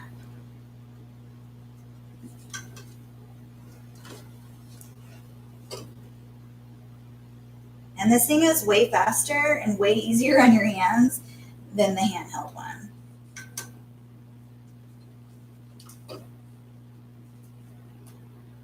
And so like I said, when I have a ton of these to do at one time, I get all the same ones out that I'm using the same colored snaps on, and I line them up, and then I do them all, and then I get the next color, line it up, and then I do them all. So that's how I do it, like in a bulk order.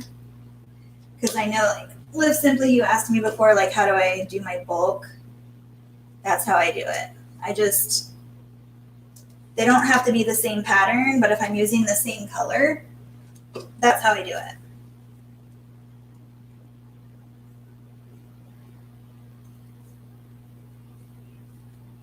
Now I'm moving on to the front. And I've done this a lot, so I'm not paying attention because I know how to do it very well. But when you first start, you want to make sure you're putting it in the center the right way, because if you're off center and you accidentally snap it on and it's sideways, it's really hard to take these off, and then you have to pry it off and start over.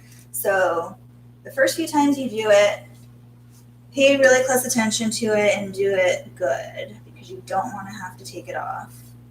Trust me, I've done it before. Okay, so snap on.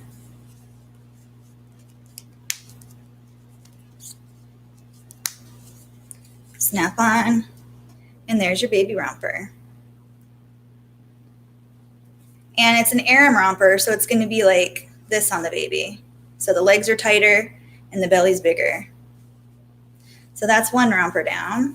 And like I said, it doesn't usually take me that long, but I wanted to explain everything to you guys.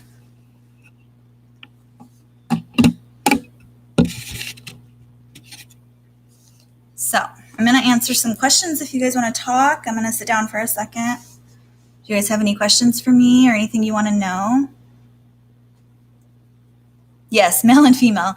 I called it that last time, but it kind of felt weird saying that on a recording, because that's how I said it in my video. And then I was like, is that weird? So I was like, what else can I call it? And I'm like, like a belly button, innie and outie. Thank you.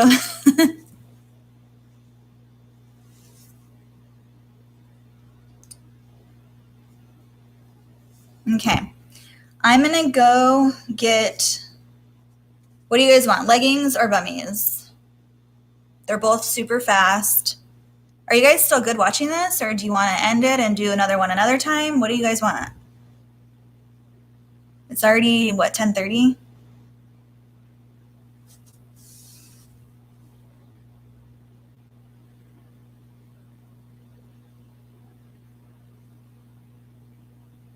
Thank you, Cindy.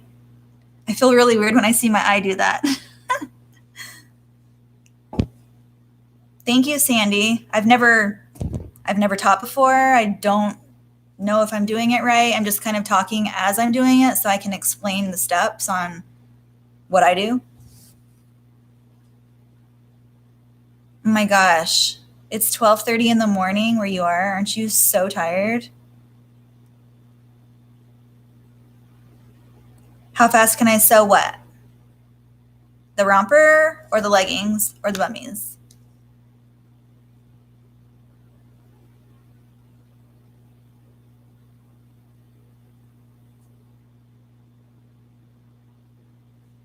You guys are crazy. But although I stay up till 3 in the morning too. So I guess I understand.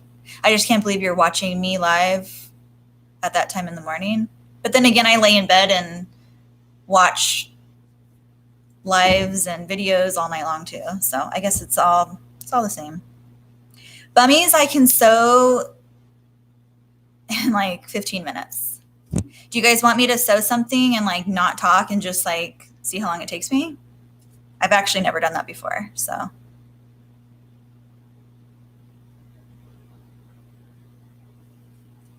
Thank you. Thank you, Natasha. I'm very, very, very new to this. Obviously, tonight was, again, more technical issues. Hopefully next time and each time I keep doing it, it gets better and better.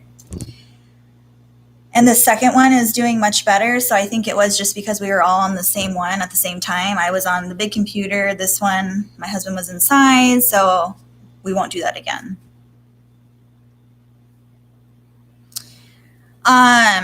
I have been sewing for about, the end of 2017. So almost 3.5 years, I would say. And I've been in business since then too, but I didn't actually take Bingham Bliss seriously until I would say like a year ago. Because it was kind of just like I did shows. I didn't really have an online business. I just did craft fairs with my friend. We started out like sharing a table. And then we grew bigger and bigger to where we like ended up needing our own booth. And we actually like I got to a point where if I were to have continued this year, I probably would have had to get 2 booths. But I decided not to do them anymore because I then decided to go into a shop locally here in Arizona. But also I have my own website and my Etsy shop. And so I had to take away something. And really loved doing markets because it was just adult time, because as a mom, stay-at-home mom, you don't really get that adult time. So I didn't really get to talk to people a lot. And so that was just my one day a month that I was out all day talking to adults, talking to people, showing off the items that I love to make and that I'm proud of, because you should definitely be proud of the work that you make. You should. I mean, you take all that time putting all your effort into what you're making. You should love everything you do. I just believe that. And you should be proud of it. So technically, I guess I've been really serious about my job or business for the last year and a half. And I'll let you guys in on a little secret because I haven't announced it yet to one person I have. My website is actually going to be relaunching because I have hired a marketing company to redo my entire website, not my Etsy, but my entire website, and to take that over to do all the marketing and everything for it. And I'm going to be relaunching my website on January 4th. So look out. If you don't follow me on Instagram already, my Instagram handle is at all lowercase Bingham_Bliss. And I put out like daily pictures of things I'm doing, short videos, like upcoming new prints that I have, seasonal prints, and then you get to see like more of like a personal side of me, I guess. I post like sometimes about my children, like just different things. I try to keep it more business, but every now and then I put some of my children's things on there, our pictures, our family pictures, like whatnot, especially in my stories, mainly in my stories. On my feed, I mostly do business, but I always throw things on my stories. I know you guys talk about TikTok a lot. I've actually never even been on TikTok, so I don't know what that is about. I was interested and curious in looking at it, but I don't know if I can handle another social media part of my life. So, yeah. But yeah, I'm super excited about the website. I haven't said anything about it yet because we are still waiting for a soft launch and I haven't got confirmation on that yet. But they were pretty firm on the January 4th live site. So we'll see. I'll post it. So like I said, follow me on Instagram and you'll see and hear all the upcoming things.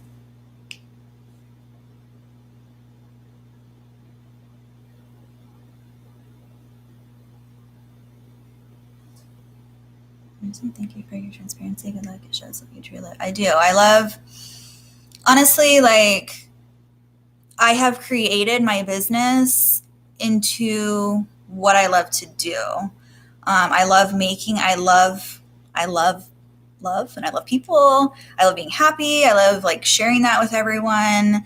I am all about communication and just like being open with people. So like, I'm going to be the first one to tell you that I made a mistake if I did make a mistake. If I don't think the product, if somebody does a custom order and I don't think it turned out the best and I think that they should change something in it or do something different, I'll send them a picture of it and show it to them and give them my advice on what I think.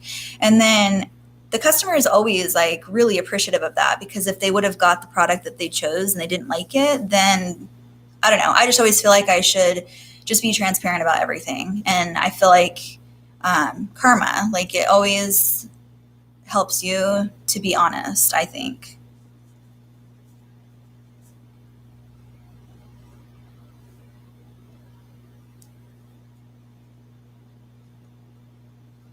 Their name is No Boundaries. I think it's No Boundaries Marketing. You can follow them on Instagram. Let me grab my phone really quick.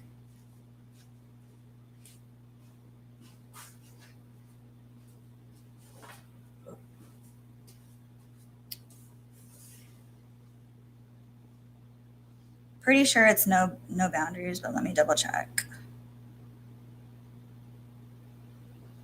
I mean, that's their name. I just don't know what their like actual handle is.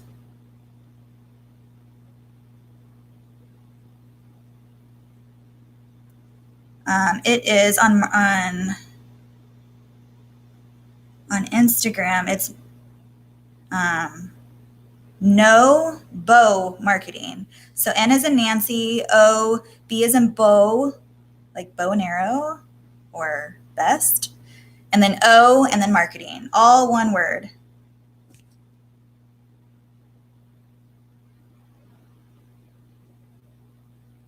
They're awesome. It's a husband and wife team, and I met with them in person. We've gone back and forth on emails. Like they've set up the website. They send it to me. I get to approve it or change things or whatever. Like they're also transparent. And so like we just keep going back and forth and they've changed everything that I wanted them to change with no issues. Like I've got to pick my colors. I've got to pick everything on it. So I'm super excited to see like this last change I did.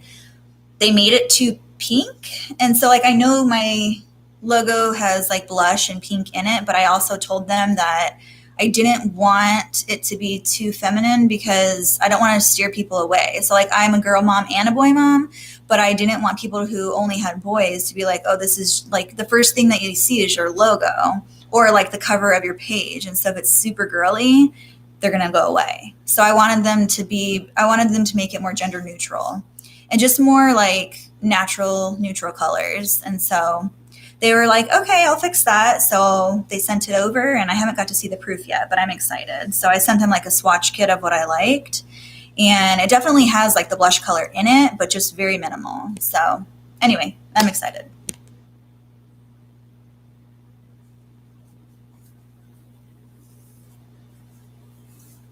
Bye. Have a good night. Thank you for coming.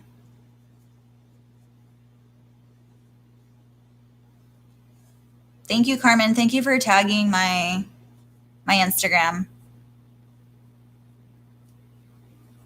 Okay, I'm gonna go grab my pair of leggings because I really have to do that order too. So I'll be right back. Okay, so that goes with that.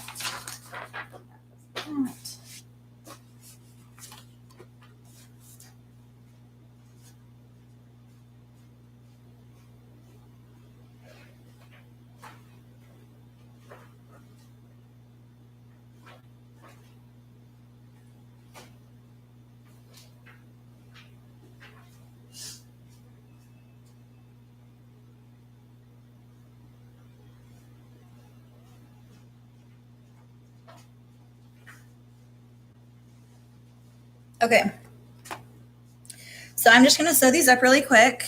I guess I'm just gonna sew these because I have to get it done, but if you guys have questions, please hold them until I get back on the computer to answer them. Otherwise I won't be able to see them.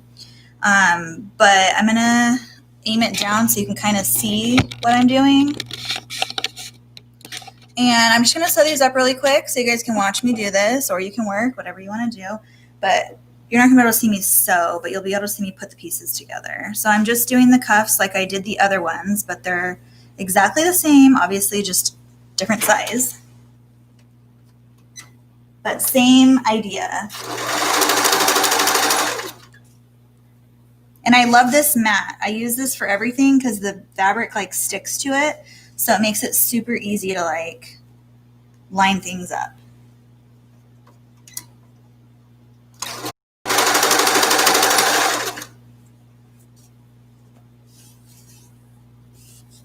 And so another tip really fast, when you're cutting your pieces out and you're making clothes, cuffs and waistbands, always cut them inside out. You know what I mean? Like the pattern is on the inside. So cut them like this. That way you can just fold them up like that and you're ready to go. Like it takes off so much time.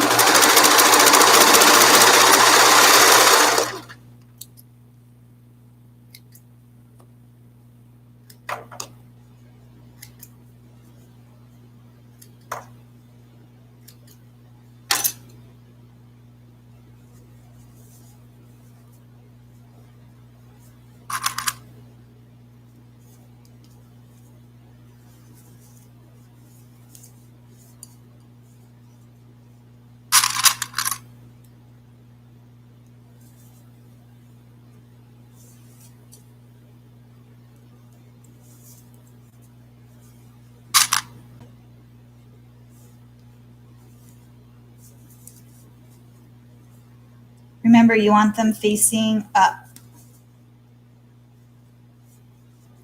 And then waistbands, you want opposite. It's super confusing, but trust me, once you do it over and over again, you'll understand it. So cuffs on every legging or every pair of bummy or romper, anything that you're making cuffs for, the print pattern goes facing the right way. These are raw edges, so you want the print to be facing the right way when you're looking at it. But waistbands, you want opposite, because if your waist is going to be flipping up, your legs are going to be flipping down. So your waistband is going to be upside down when you're looking at it, opposite of your cuff. And if you need to make a note, like I did when I first started, I literally wrote it on a cardboard piece of paper and put it behind my serger, and I just referred to it every time. That way I wouldn't get confused, because sometimes I'd be like, wait, and I would confuse the two, and I would think the cuff had to go one way, and then the waistband had to go the opposite way, and then I got it wrong. So write it down and refer to it until you actually like really, really get it, like each time.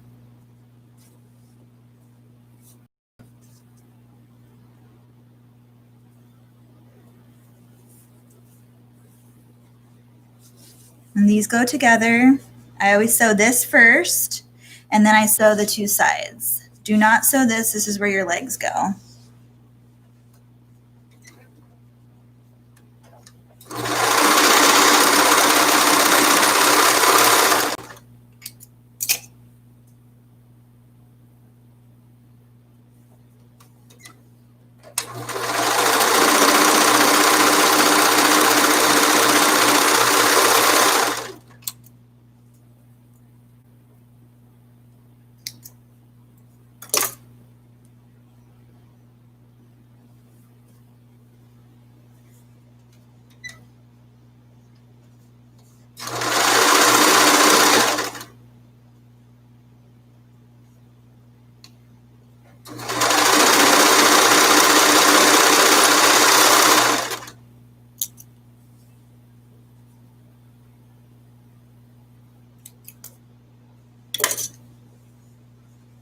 Good night, you guys, whoever's leaving.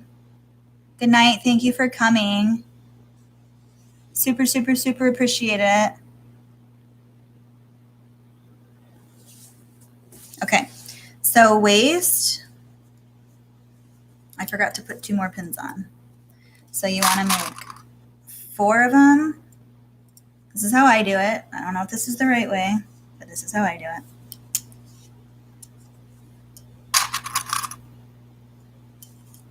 And then I always put the seam. There's a seam line. I don't know if you can see it, but I put that on the back. And it goes on the inside of the bummy. And I put them on the inside, and my waistband is facing down. See how the mermaid's upside down?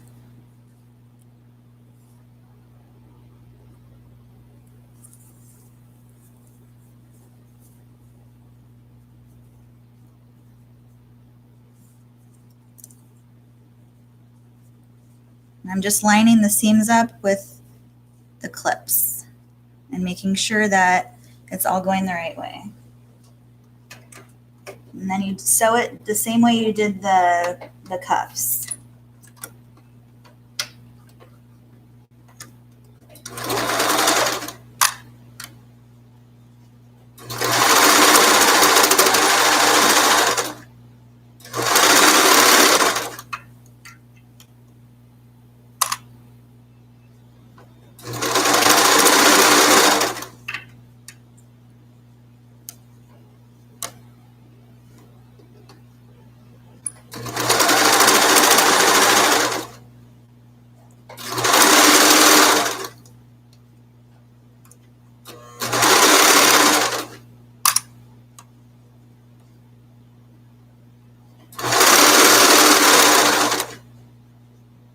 Just take it like a little bit at a time and just straighten it out and make sure you're getting the underneath part.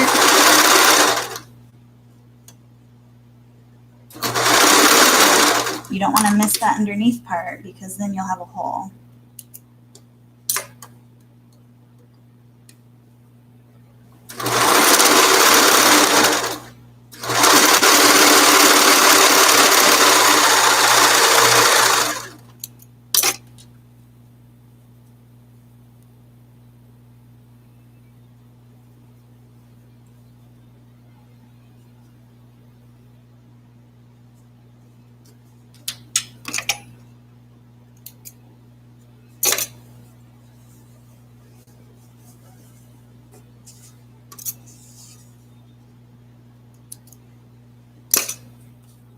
Grab your cuff, put your seam in the crotch seam, put those together, line those up.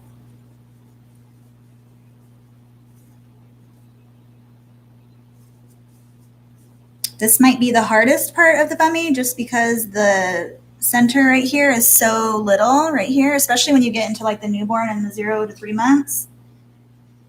Those are super tiny, so you just got to be careful. Like right here, I just push it under and make sure it's all even right here. And you want to make sure, grab that middle piece and make sure you have that.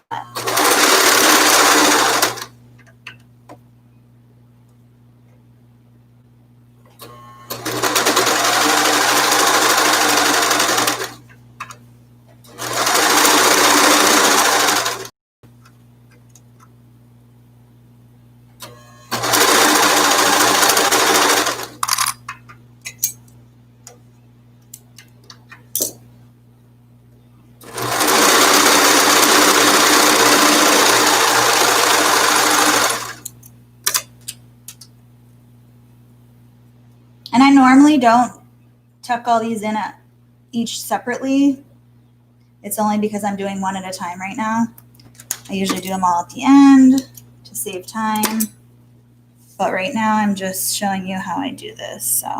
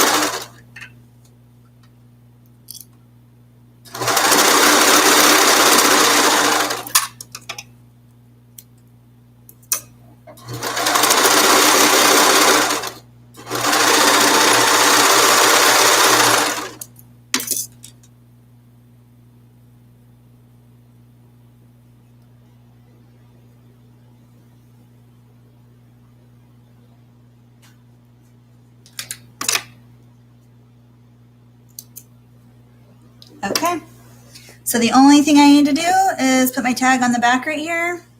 Usually put it like the size and then my label. And then I iron them or press them. And there you go. You have your bummy.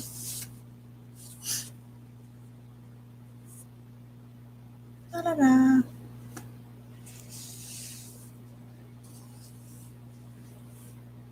What's wrong?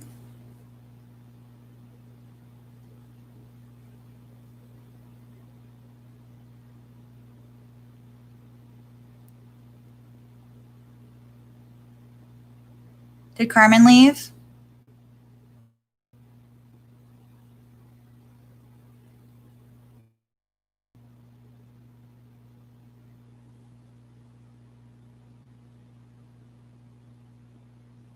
Good night, Carmen. I missed you, but good night.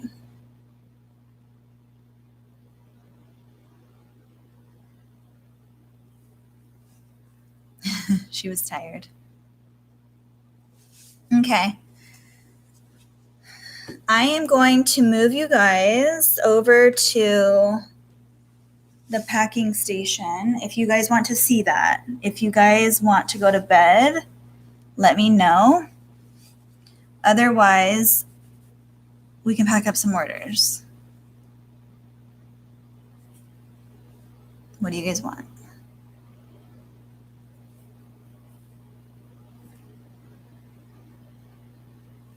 Okay. Okay. Take a break while I move you guys. I have to move you around because it's on the opposite side of the shop. So you're going to be moving for a second. Let me actually put my tag on this really quick because this is an order that needs to go out. So I'm going to put this on really quick. So I flip them out.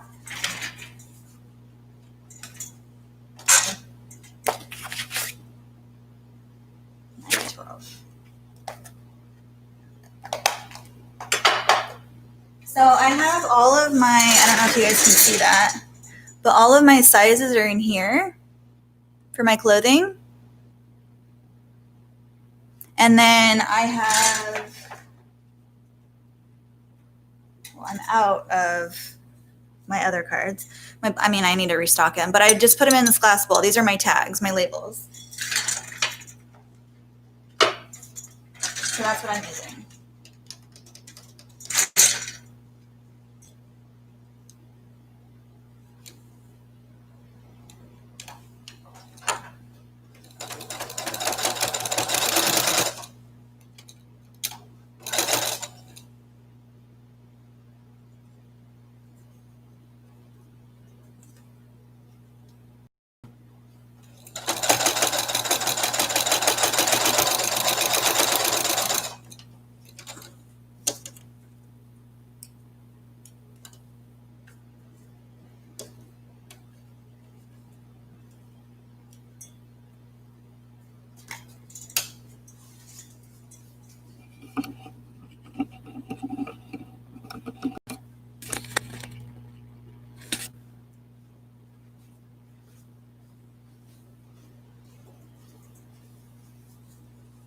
Okay, these I just do the same thing, except these are easy because they're so tiny.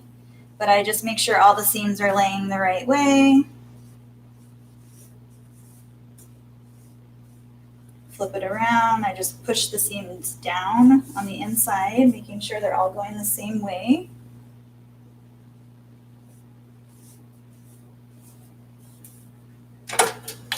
And then I press.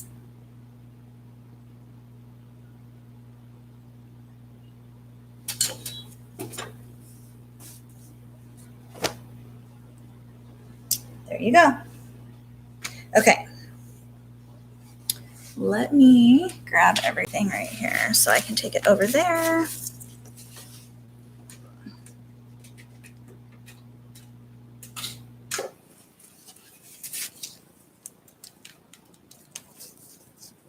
Okay.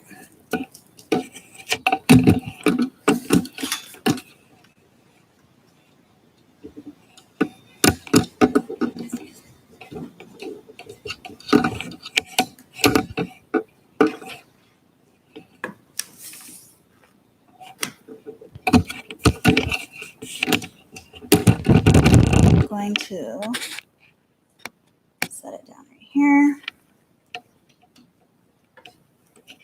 Give me 1 second. I gotta set this up really quick.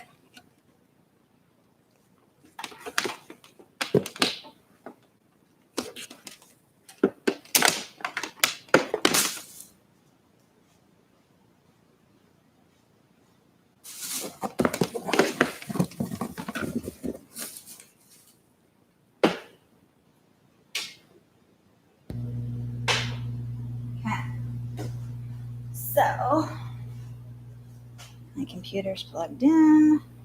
Can you guys see? Okay. Do you guys have any questions? I want to see what you guys are talking about really quick.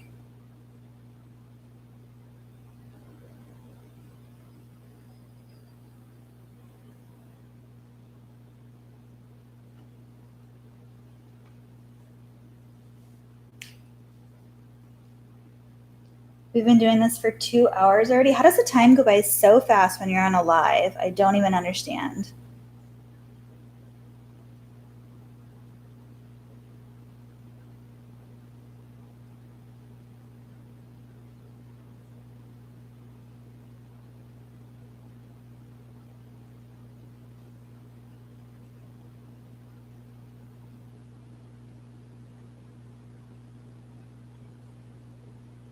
Bye, Natasha. Thanks for coming. I do my lives every Monday night. I'm going to start doing them. So if this time doesn't work for you guys, please let me know. And I'll try to do either earlier or figure out what works best for everybody. So let me know.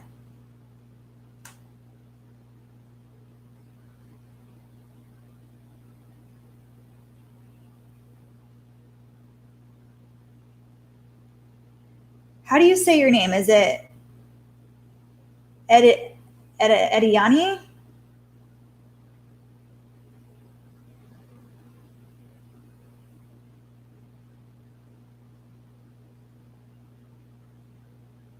Nice. Okay. Are you talking to me about leggings or somebody else?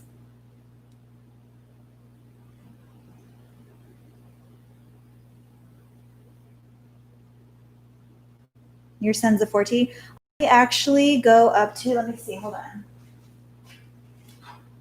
I go up to, I go up to size 6. I make my own templates and I go up to size 6 on leggings.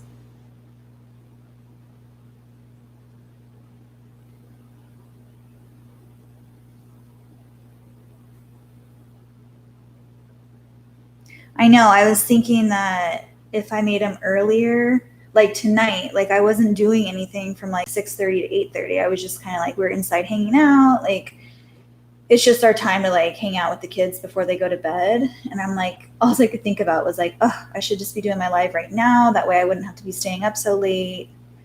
But then I would miss bedtime with the boys. So I don't know. It's just so hard to like figure it out.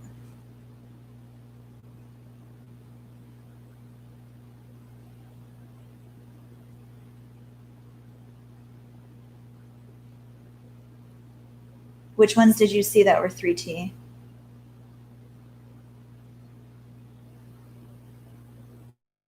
Yeah, on my website, you have to message me because on my website, I only list them up to size 3T. But just message me on there and tell me that you need a different size. So, like, if you read in my descriptions, it's always, most of them say, or they should say, unless I didn't put it on all my listings, that if you need a custom or different size, just message me. Let me know.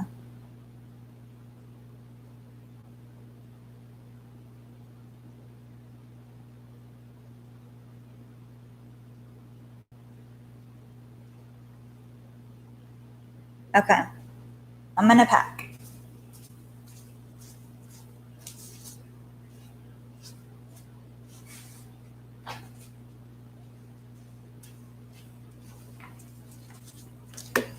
Okay, so I have this order right here. I have this order right here, which needs a box.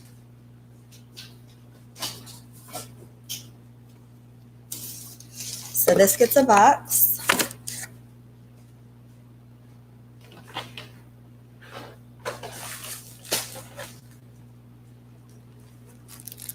So normally I do it over there, but I've already set my camera up right here. So I'm going to just do it here. So this is one order. Here's one order. And then here's one order. I'm trying to hide the names because I don't want to get in trouble. So what I do with my blankets is I build my box.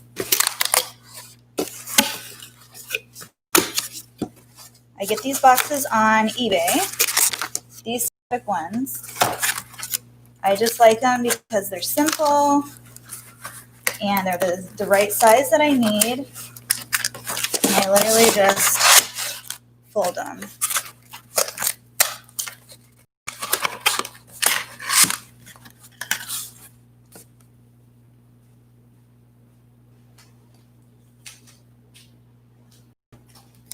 I grab one of my stickers. I always have stickers and I put them in the inside of my box right here. And let me grab, so all of my invoices, like I said, I keep them in here. And then when I'm done with the order, I take them out. Give me 1 second.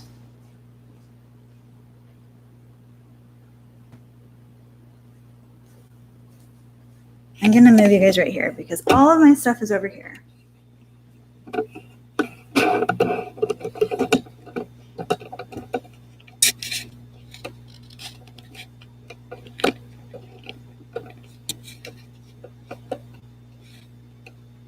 Okay. Can you guys see that?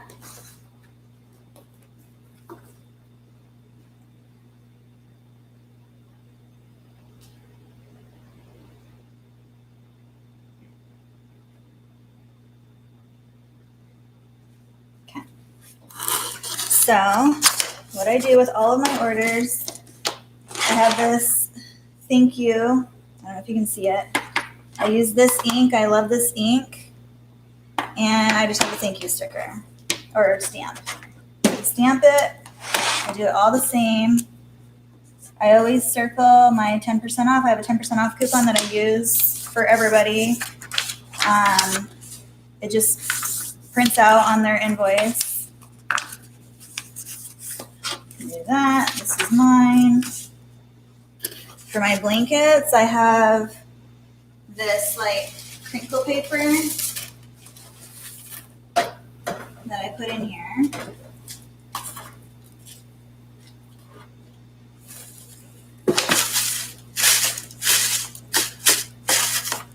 I don't use like a ton.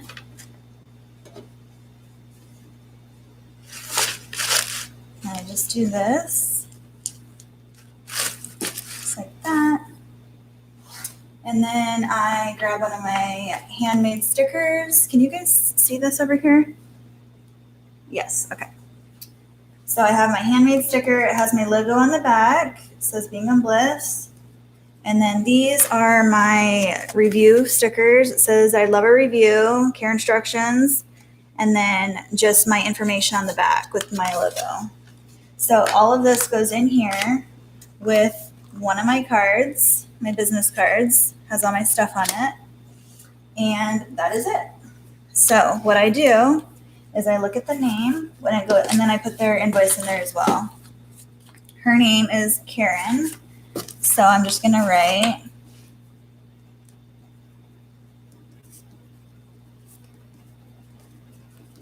thank you, Karen. I hope you love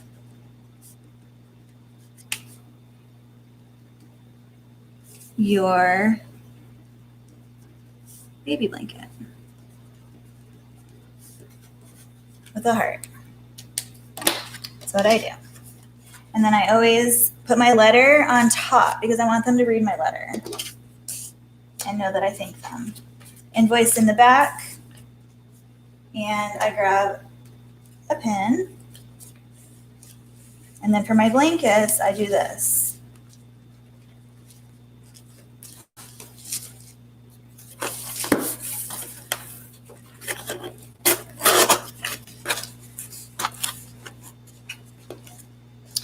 And I have this secure tape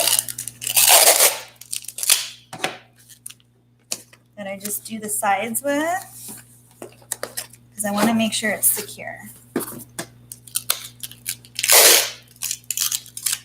Super, super sticky and like hard to use, but that makes you know that it's really good.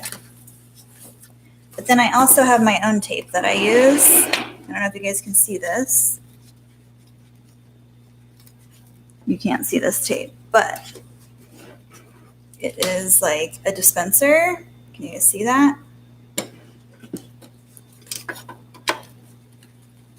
And it's water activated, which it doesn't have very much water in it right now. So I just put water in the little thing.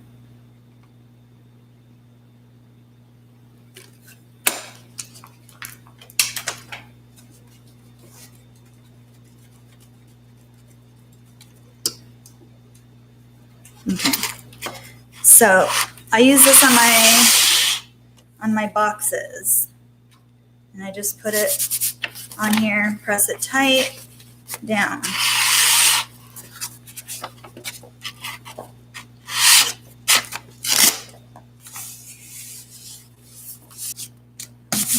So that's the blanket. And then I always keep my invoice on top so that I know that this goes with this one. My business cards are through Vistaprint. I buy bundled boxes through eBay.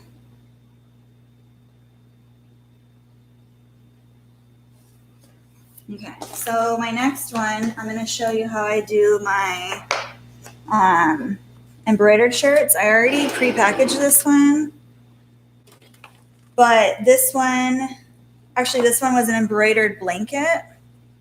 So it's just exactly how pretty much everybody else does it. I put it in one of these bags, and then I put one of these cards in it already. So I always put this like inside the bag so that they get it. And then I haven't done one of these yet. So I need to do this. I always put one of these. I don't know if you can see that, but it has like the instructions on it. And then on the back, it has my name. And so I'm going to give her one of those, one of these, and a business card.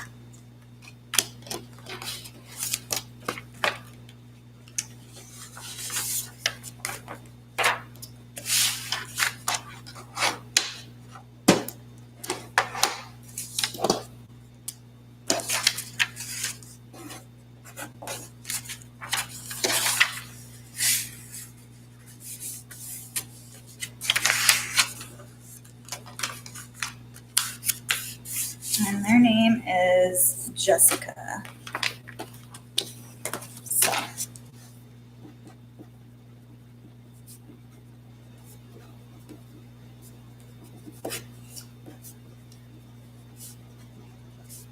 And then I'm going to put, I hope you loved your personalized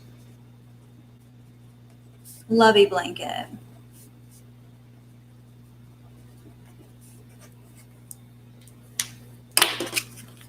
And she's going to get her invoice, my thank you card, my business card, and then I'm going to put this. I never put it like that because, I mean, I love that. It's pretty. But I want them to read the instructions, because if they don't read the instructions, they're going to ruin the product. So then it's not my fault if they don't do it the right way. If they dry it, because the Minky I use, if you dry it, it will like not burn, but like because it's minky, like the fur will kind of melt if it's too hot. So dry naturally. Okay, so then I usually take like some washi tape and I just like tape that on there like that. And then I put it in one of my little bags.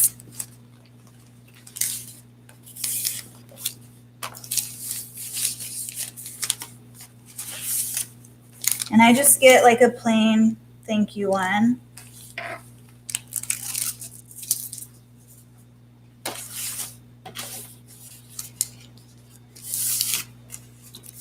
And then I use these stickers that say do not bend. Whoops.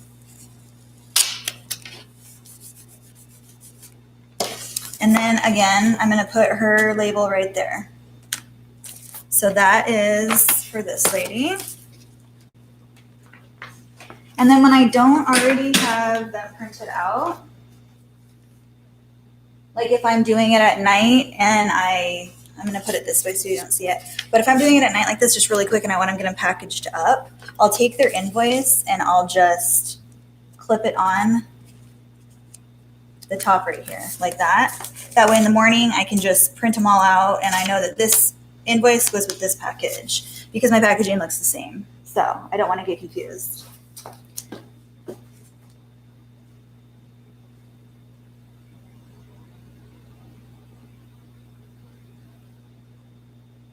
Okay, so my next order is, I will definitely show you, I'm going to do this one.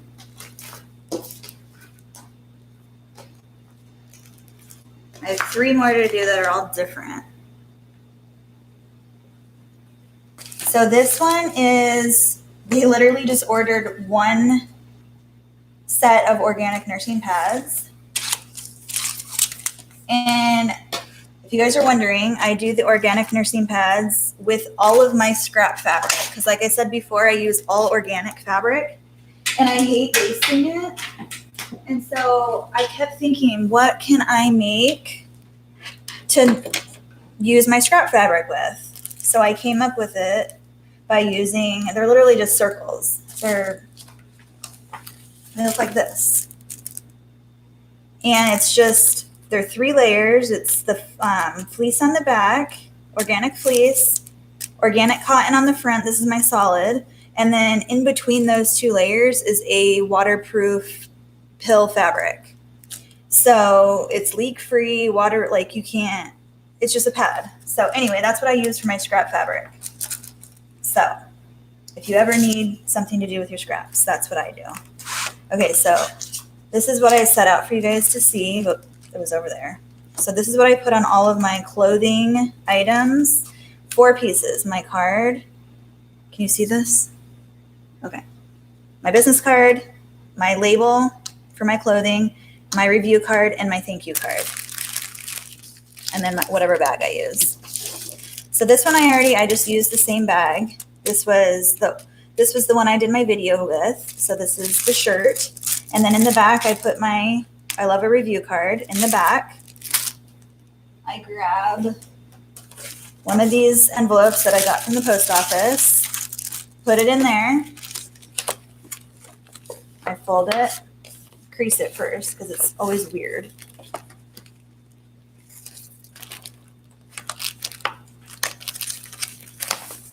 Make it nice and tight. I take a sticker. I put my sticker on here just so that they know it's mine. And then I need her invoice, but I already know her name. So I'm just going to write her. I don't want that pen. I want this pen. Her name is Taylor. She messaged me through Instagram. So you guys can also message me through there if you're on there. So that's how she ordered.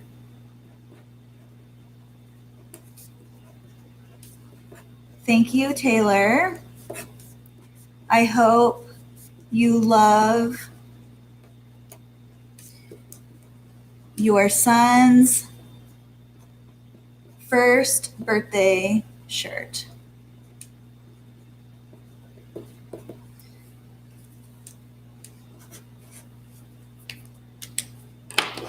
Okay, and she's gonna get one of these. I already put this in there, so I'm not gonna do that, but I'm gonna give her one of these. And if it's not a romper or a pair of leggings or like just like a clothing item, I use these on my clothing. If it's just like a shirt or something I'm packaging, like the nursing pads, I just put them in here like that.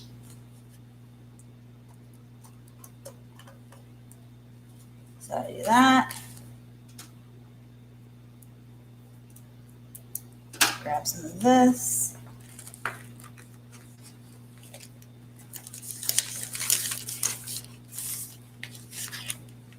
Put it in my bag.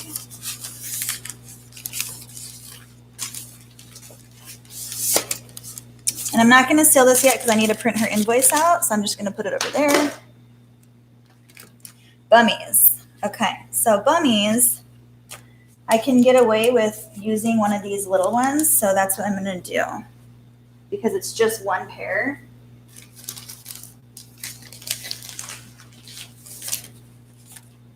So my bummies, I make sure all the wrinkles are out. You guys see what I'm doing? Okay. And then I make sure everything's good, fold it in half. And then with the bummies, I fold them again like this.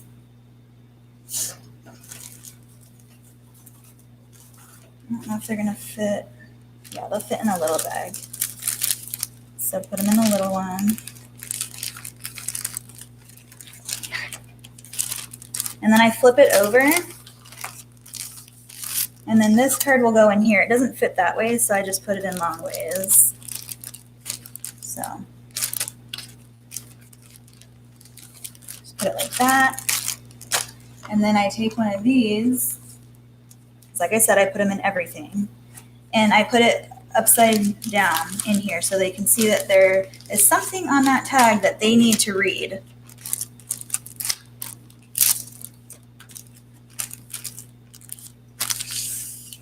And like I said in my last video, I used to not put everything in a bag, but ever since COVID, everyone loves a bag because they think it's super clean and it's not out in the sickness of the world right now. So then I'll just stick this in here.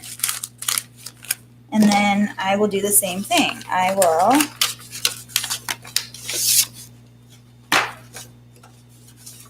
this is my copy, which I will just keep with that. And then this.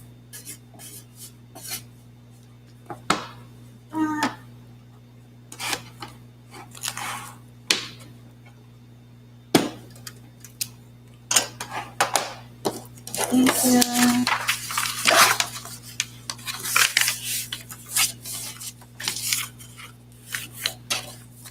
Her name is Gina.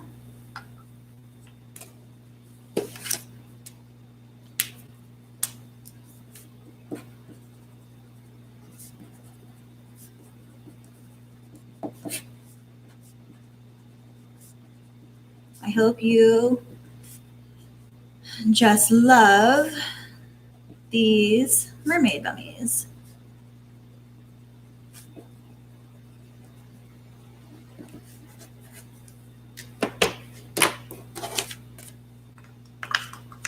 One of my cards. There. I always make sure it's the right thing. I already put a thank you card, a review and a one of these in there. So that's good to go. I just stick that right in here.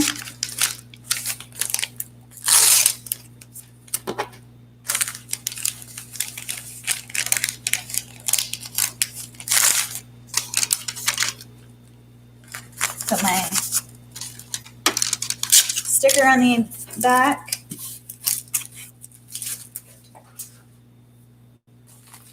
And then I haven't printed her ticket out yet, so then I will just pin this on here so that I know that goes with it.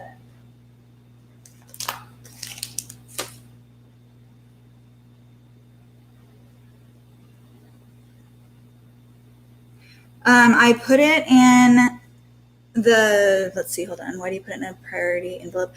Because you don't want it to bend. So it had embroidery on it. So anything that I put embroidery on, I always put it into a clear bag. And then I put that clear bag into just a thick envelope, whether it's, you get them free from the post office. So it's whether I use, I have the, let's see, I have these ones. So I have these ones and I have these ones because you get them free from the post office. So I use either one of those.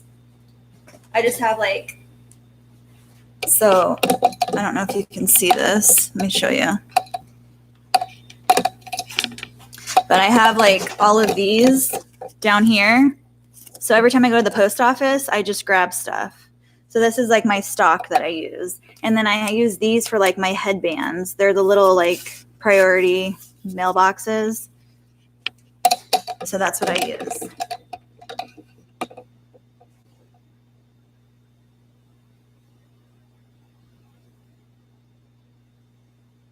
Okay, I have one more.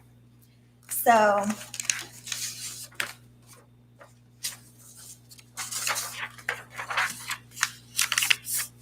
that one's mine.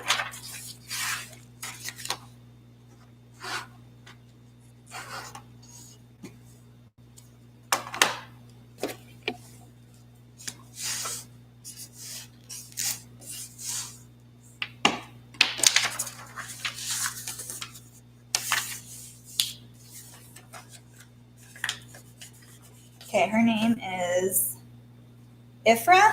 I don't really know how to say that, but I'm trying. So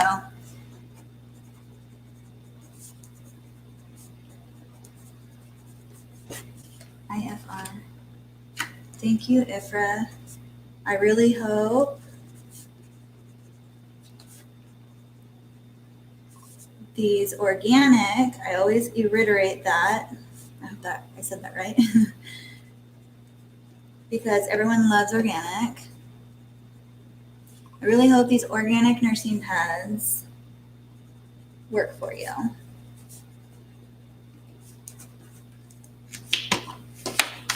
And everyone loves just like a simple note. So there's that.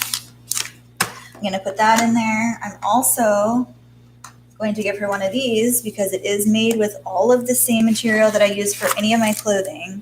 But it does on the back of here. I don't know, can you guys see this? it says like handmade organic cotton, pool waterproof layer, organic fleece, and then a 4-inch diameter of the pad. My logo, and then it just has my prices: 1 set, 3 sets, 7 sets. So that's what I do. And if somebody orders like 3 sets or 4 sets, I only put this label on the first set, and then the other ones I literally just put them in a bag like this. So that's how that's gonna go.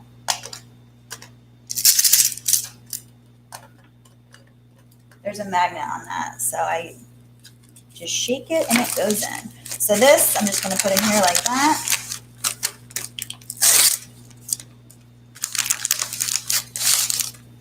Put a sticker on here, and voila, her label's gonna go on the front. So I put my small, medium, and large bags in here.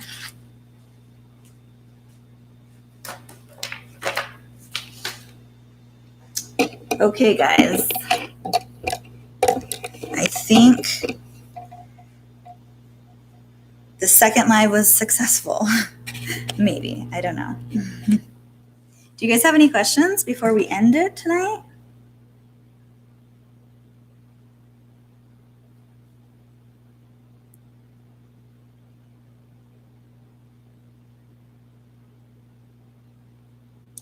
What's your question? Don't mind my mess back here. This is my other side of the garage.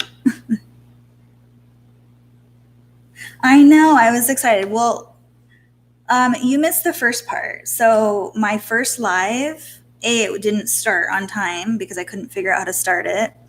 And then all of a sudden I'm talking and it ended again. I was like, no, not again.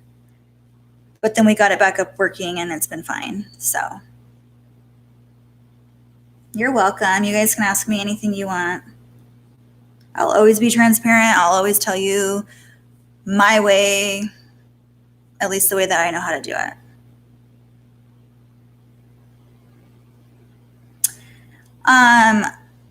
I do. I make those, the nursing pad ones. Yes. I don't make the blanket ones because I found a lady who makes them for me, and it's just headache, less stress just to have somebody make those ones for me. But I do make the nursing pad ones, and I also make like my instructions for my teethers. I make those as well. I pre-make them on like my craft paper, and then I cut them out. So these ones are for my teethers. It basically just says instructions for conditioning wood, for silicone beads, blah, blah, blah, and then for wood beads, blah, blah, blah, and then to recondition wood beads, and then what oils are safe for children and what aren't. So you always want to do stuff like, you always want to tell your customer what's safe and what's not safe. So these ones I pre-make and I just cut them. I make my nursing labels the same exact way as this, on the same paper. It's just craft cardstock.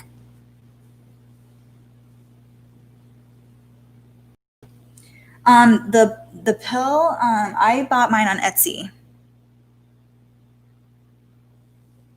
I just looked up, it's PIL. So I don't know how you pronounce it, but it's just waterproof fabric. And the one that I get is organic, but you can just search it on the search bar on Etsy and then you can just find it.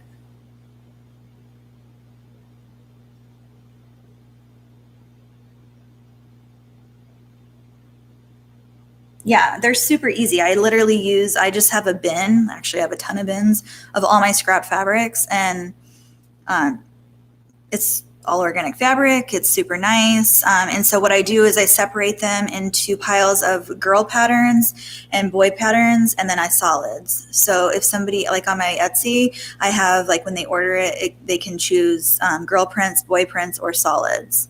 And so that's how they order them. Yes, pull. Did I say pill? I think I said pill. It's pull. Sorry. Long day.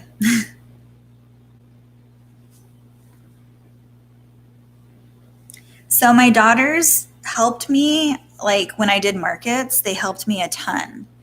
So like I would have lineups of inventory, and then like I said before, I would do them in steps. And so like I would say, okay, my oldest daughter's name is Taylor. So I'd say, okay, Taylor, I need you to tag everything, because I made my own tags for everything, and they all had to be like, everything had to be tagged with different prices and whatnot. So she would do the tagging because she loved, I don't know, she's funny. She likes to do the tag done. So she did that. My other daughter, Riley, was really good at flipping things inside out. So, and I hate doing that. That's like one of the things that I hate doing. So I took my bibs and burp cloths off of my Etsy site just because they are an easy product with high demand, but they were so tedious that like I was just so tired of making them. And they didn't occur a lot of money, I guess is what I'm trying to say, because they were a cheaper item, but they didn't even take that long to make, but I got so many orders of them that it just like was never ending.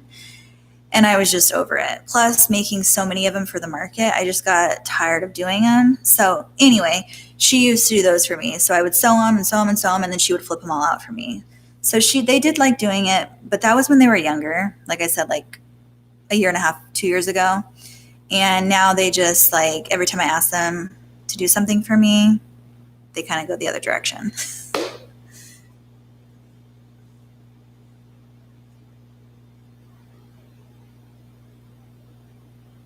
Yeah, I've heard really good things about the pull fabric. I added that in there because, I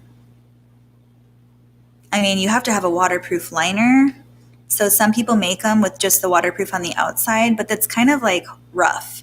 So I wanted a really soft outer layer, but I also didn't want, like, I always try to come up with products that will help moms or babies, because like when I had children, getting personal, like I leaked a lot. And so like I couldn't find a pad that was really good for me. And so that was why I came up with that new item, was because I, just wanted moms to feel comfortable going out in public or whatever. And so I just wanted a really good product that would hold all the weight for them. So I made that, and I've heard really good things about them with the three different items that I put in there, or different fabrics, I mean.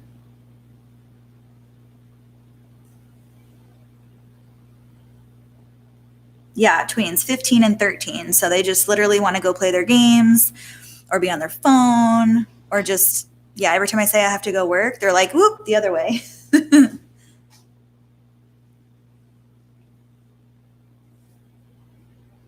How do I get what to stay secure? The nursing pads?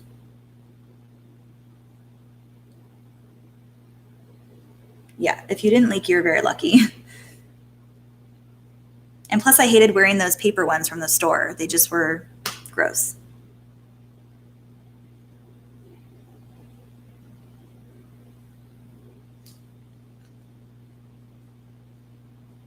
If you're asking how I get the nursing pads to stay secure, I serge them.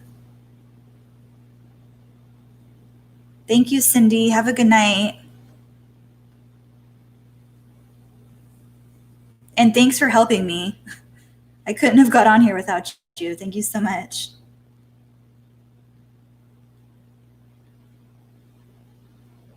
Of course. I'm glad I can share it with you guys.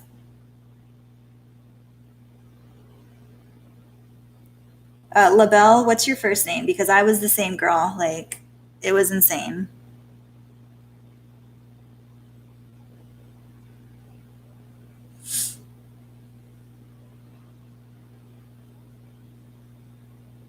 Yeah, I hated the store ones. I was like, I don't know, they made you feel gross.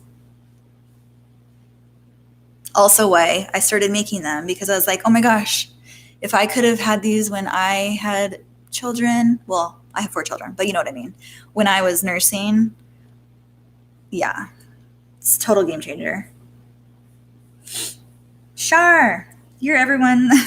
Sorry, it's hard to put like all the names with the business names, and I'm really bad at names too. So if your first name isn't on your handle, then I'm like, what's your name?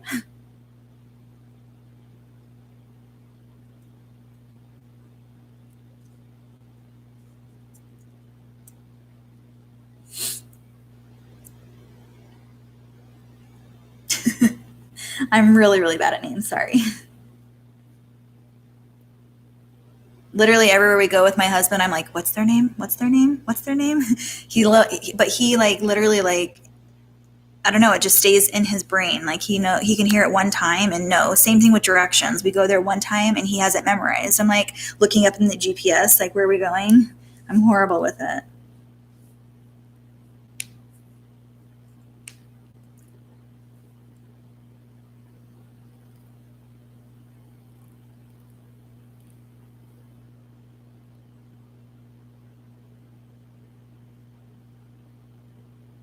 Wow, good for you, Shar. That's awesome.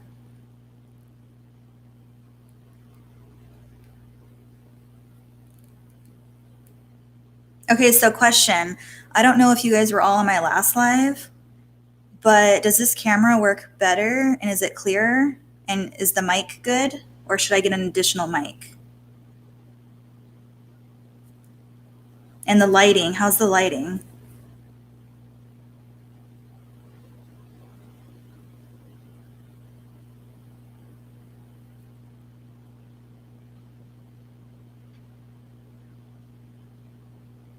Okay. I know it was really bright over there when I was sewing. It kept flickering. I think it was, somebody said it was my machine was white, so maybe, I don't know.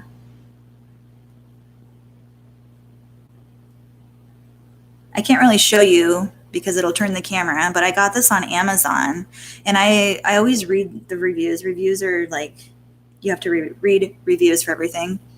But it was super easy to hook up, although it didn't work the first time I got on here.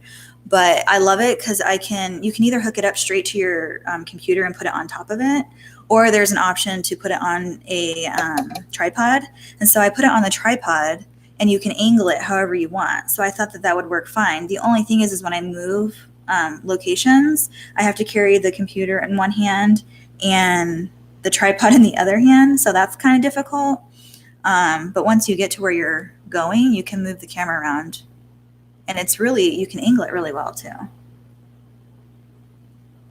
It's actually just my computer, and then it's hooked up to this webcam that I got on Amazon through a USB cord. Bye, Cindy. Have a good night.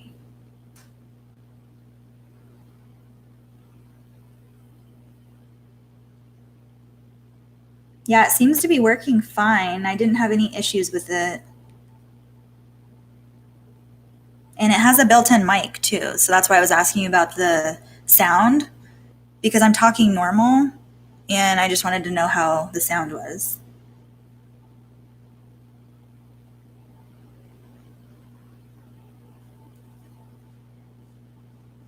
Yes, I can add the link. I just got it actually today. I was hoping it came in time for my live, but I ordered it like 2 days ago, I think. That's okay, Sandy. Good night. Thank you so much for helping me. And let's plan on, I guess, next Monday. I might change the time to a little bit earlier, but I'll let you guys all know. And I hope your husband's okay.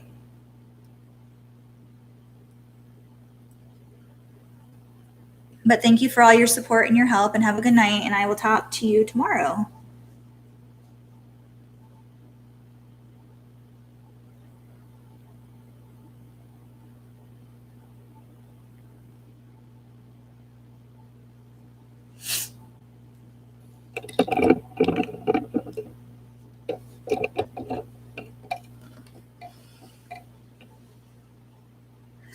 I guess I could give you guys a better view of not my dirty garage.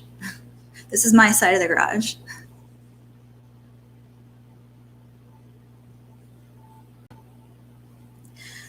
I hope you guys learned something. Each time I do a live, I will probably just be working on different orders. And so as I do them, I will explain them. And like I said, hold questions until I'm looking at the comments, because I can't read along as I'm doing it. So I know you guys chat a lot, like on a live, because I watch a lot of lives and I chat too during them, and it's just really hard to keep up. So yeah, just keep that in mind when you're watching my live. If you have a question, Wait until I'm looking at it.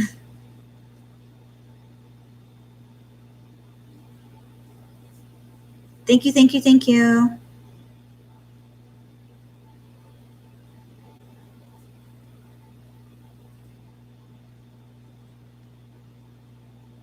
Best of both worlds, if you're still here, what's your name? And hopefully I can remember it.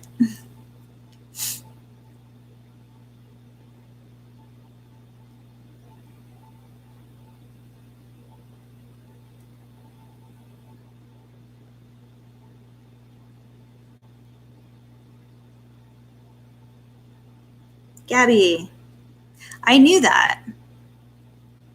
I just didn't put two and two together.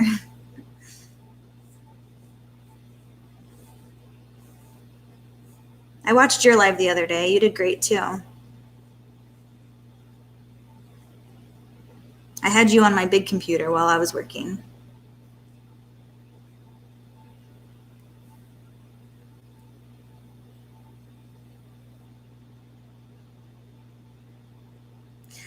I'm trying. It's a lot.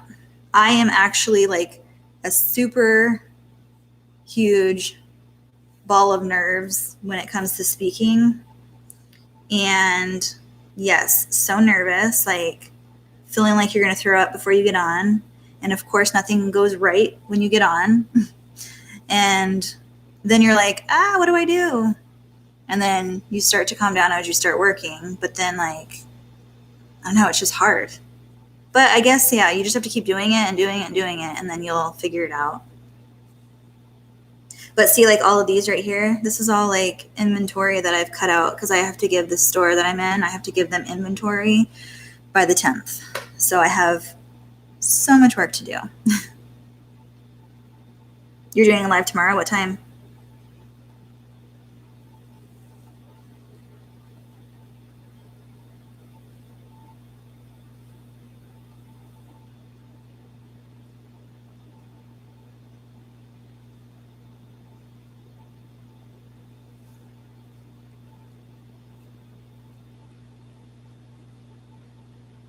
Yeah, I'll definitely get more comfortable as we keep doing it.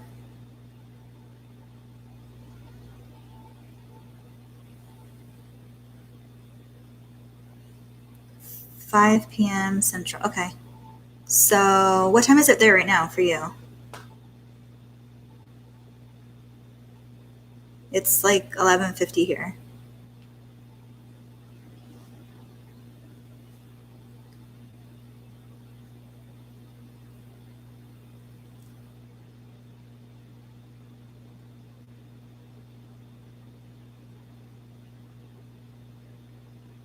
And this was actually like a huge step for me. My husband was so shocked that I wanted to do a live. And I was like, I just wanted to come out of my comfort zone and see if I could actually do it. Okay, so we're an hour apart. Yeah, see, I'm nervous when I think about it, but then like literally like 30 minutes before I know I'm going live, I literally am like, oh my gosh, what am I going to start with? Like, what am I going to say? Like, where am I going to put my camera? Like, I just like go through all these things in my head and then I get sick.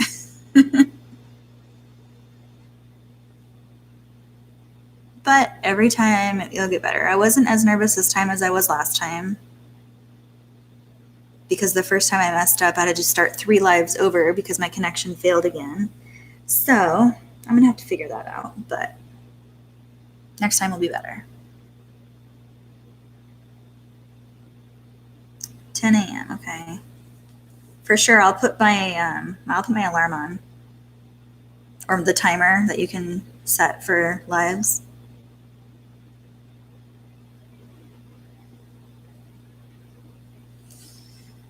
All right, ladies, I think I'm going to call it a night. I've been in the shop since super early today. And again, I didn't get much done, but I got to do a live with you guys and explain a lot of things, so I feel good about it. And I get to send, 5 orders out tomorrow. And all of those that you see, all of these over here, not these are empty. And I put them back here.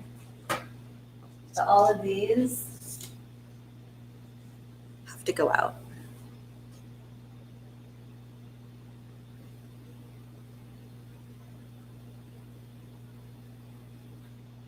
You're so sweet, Gabby.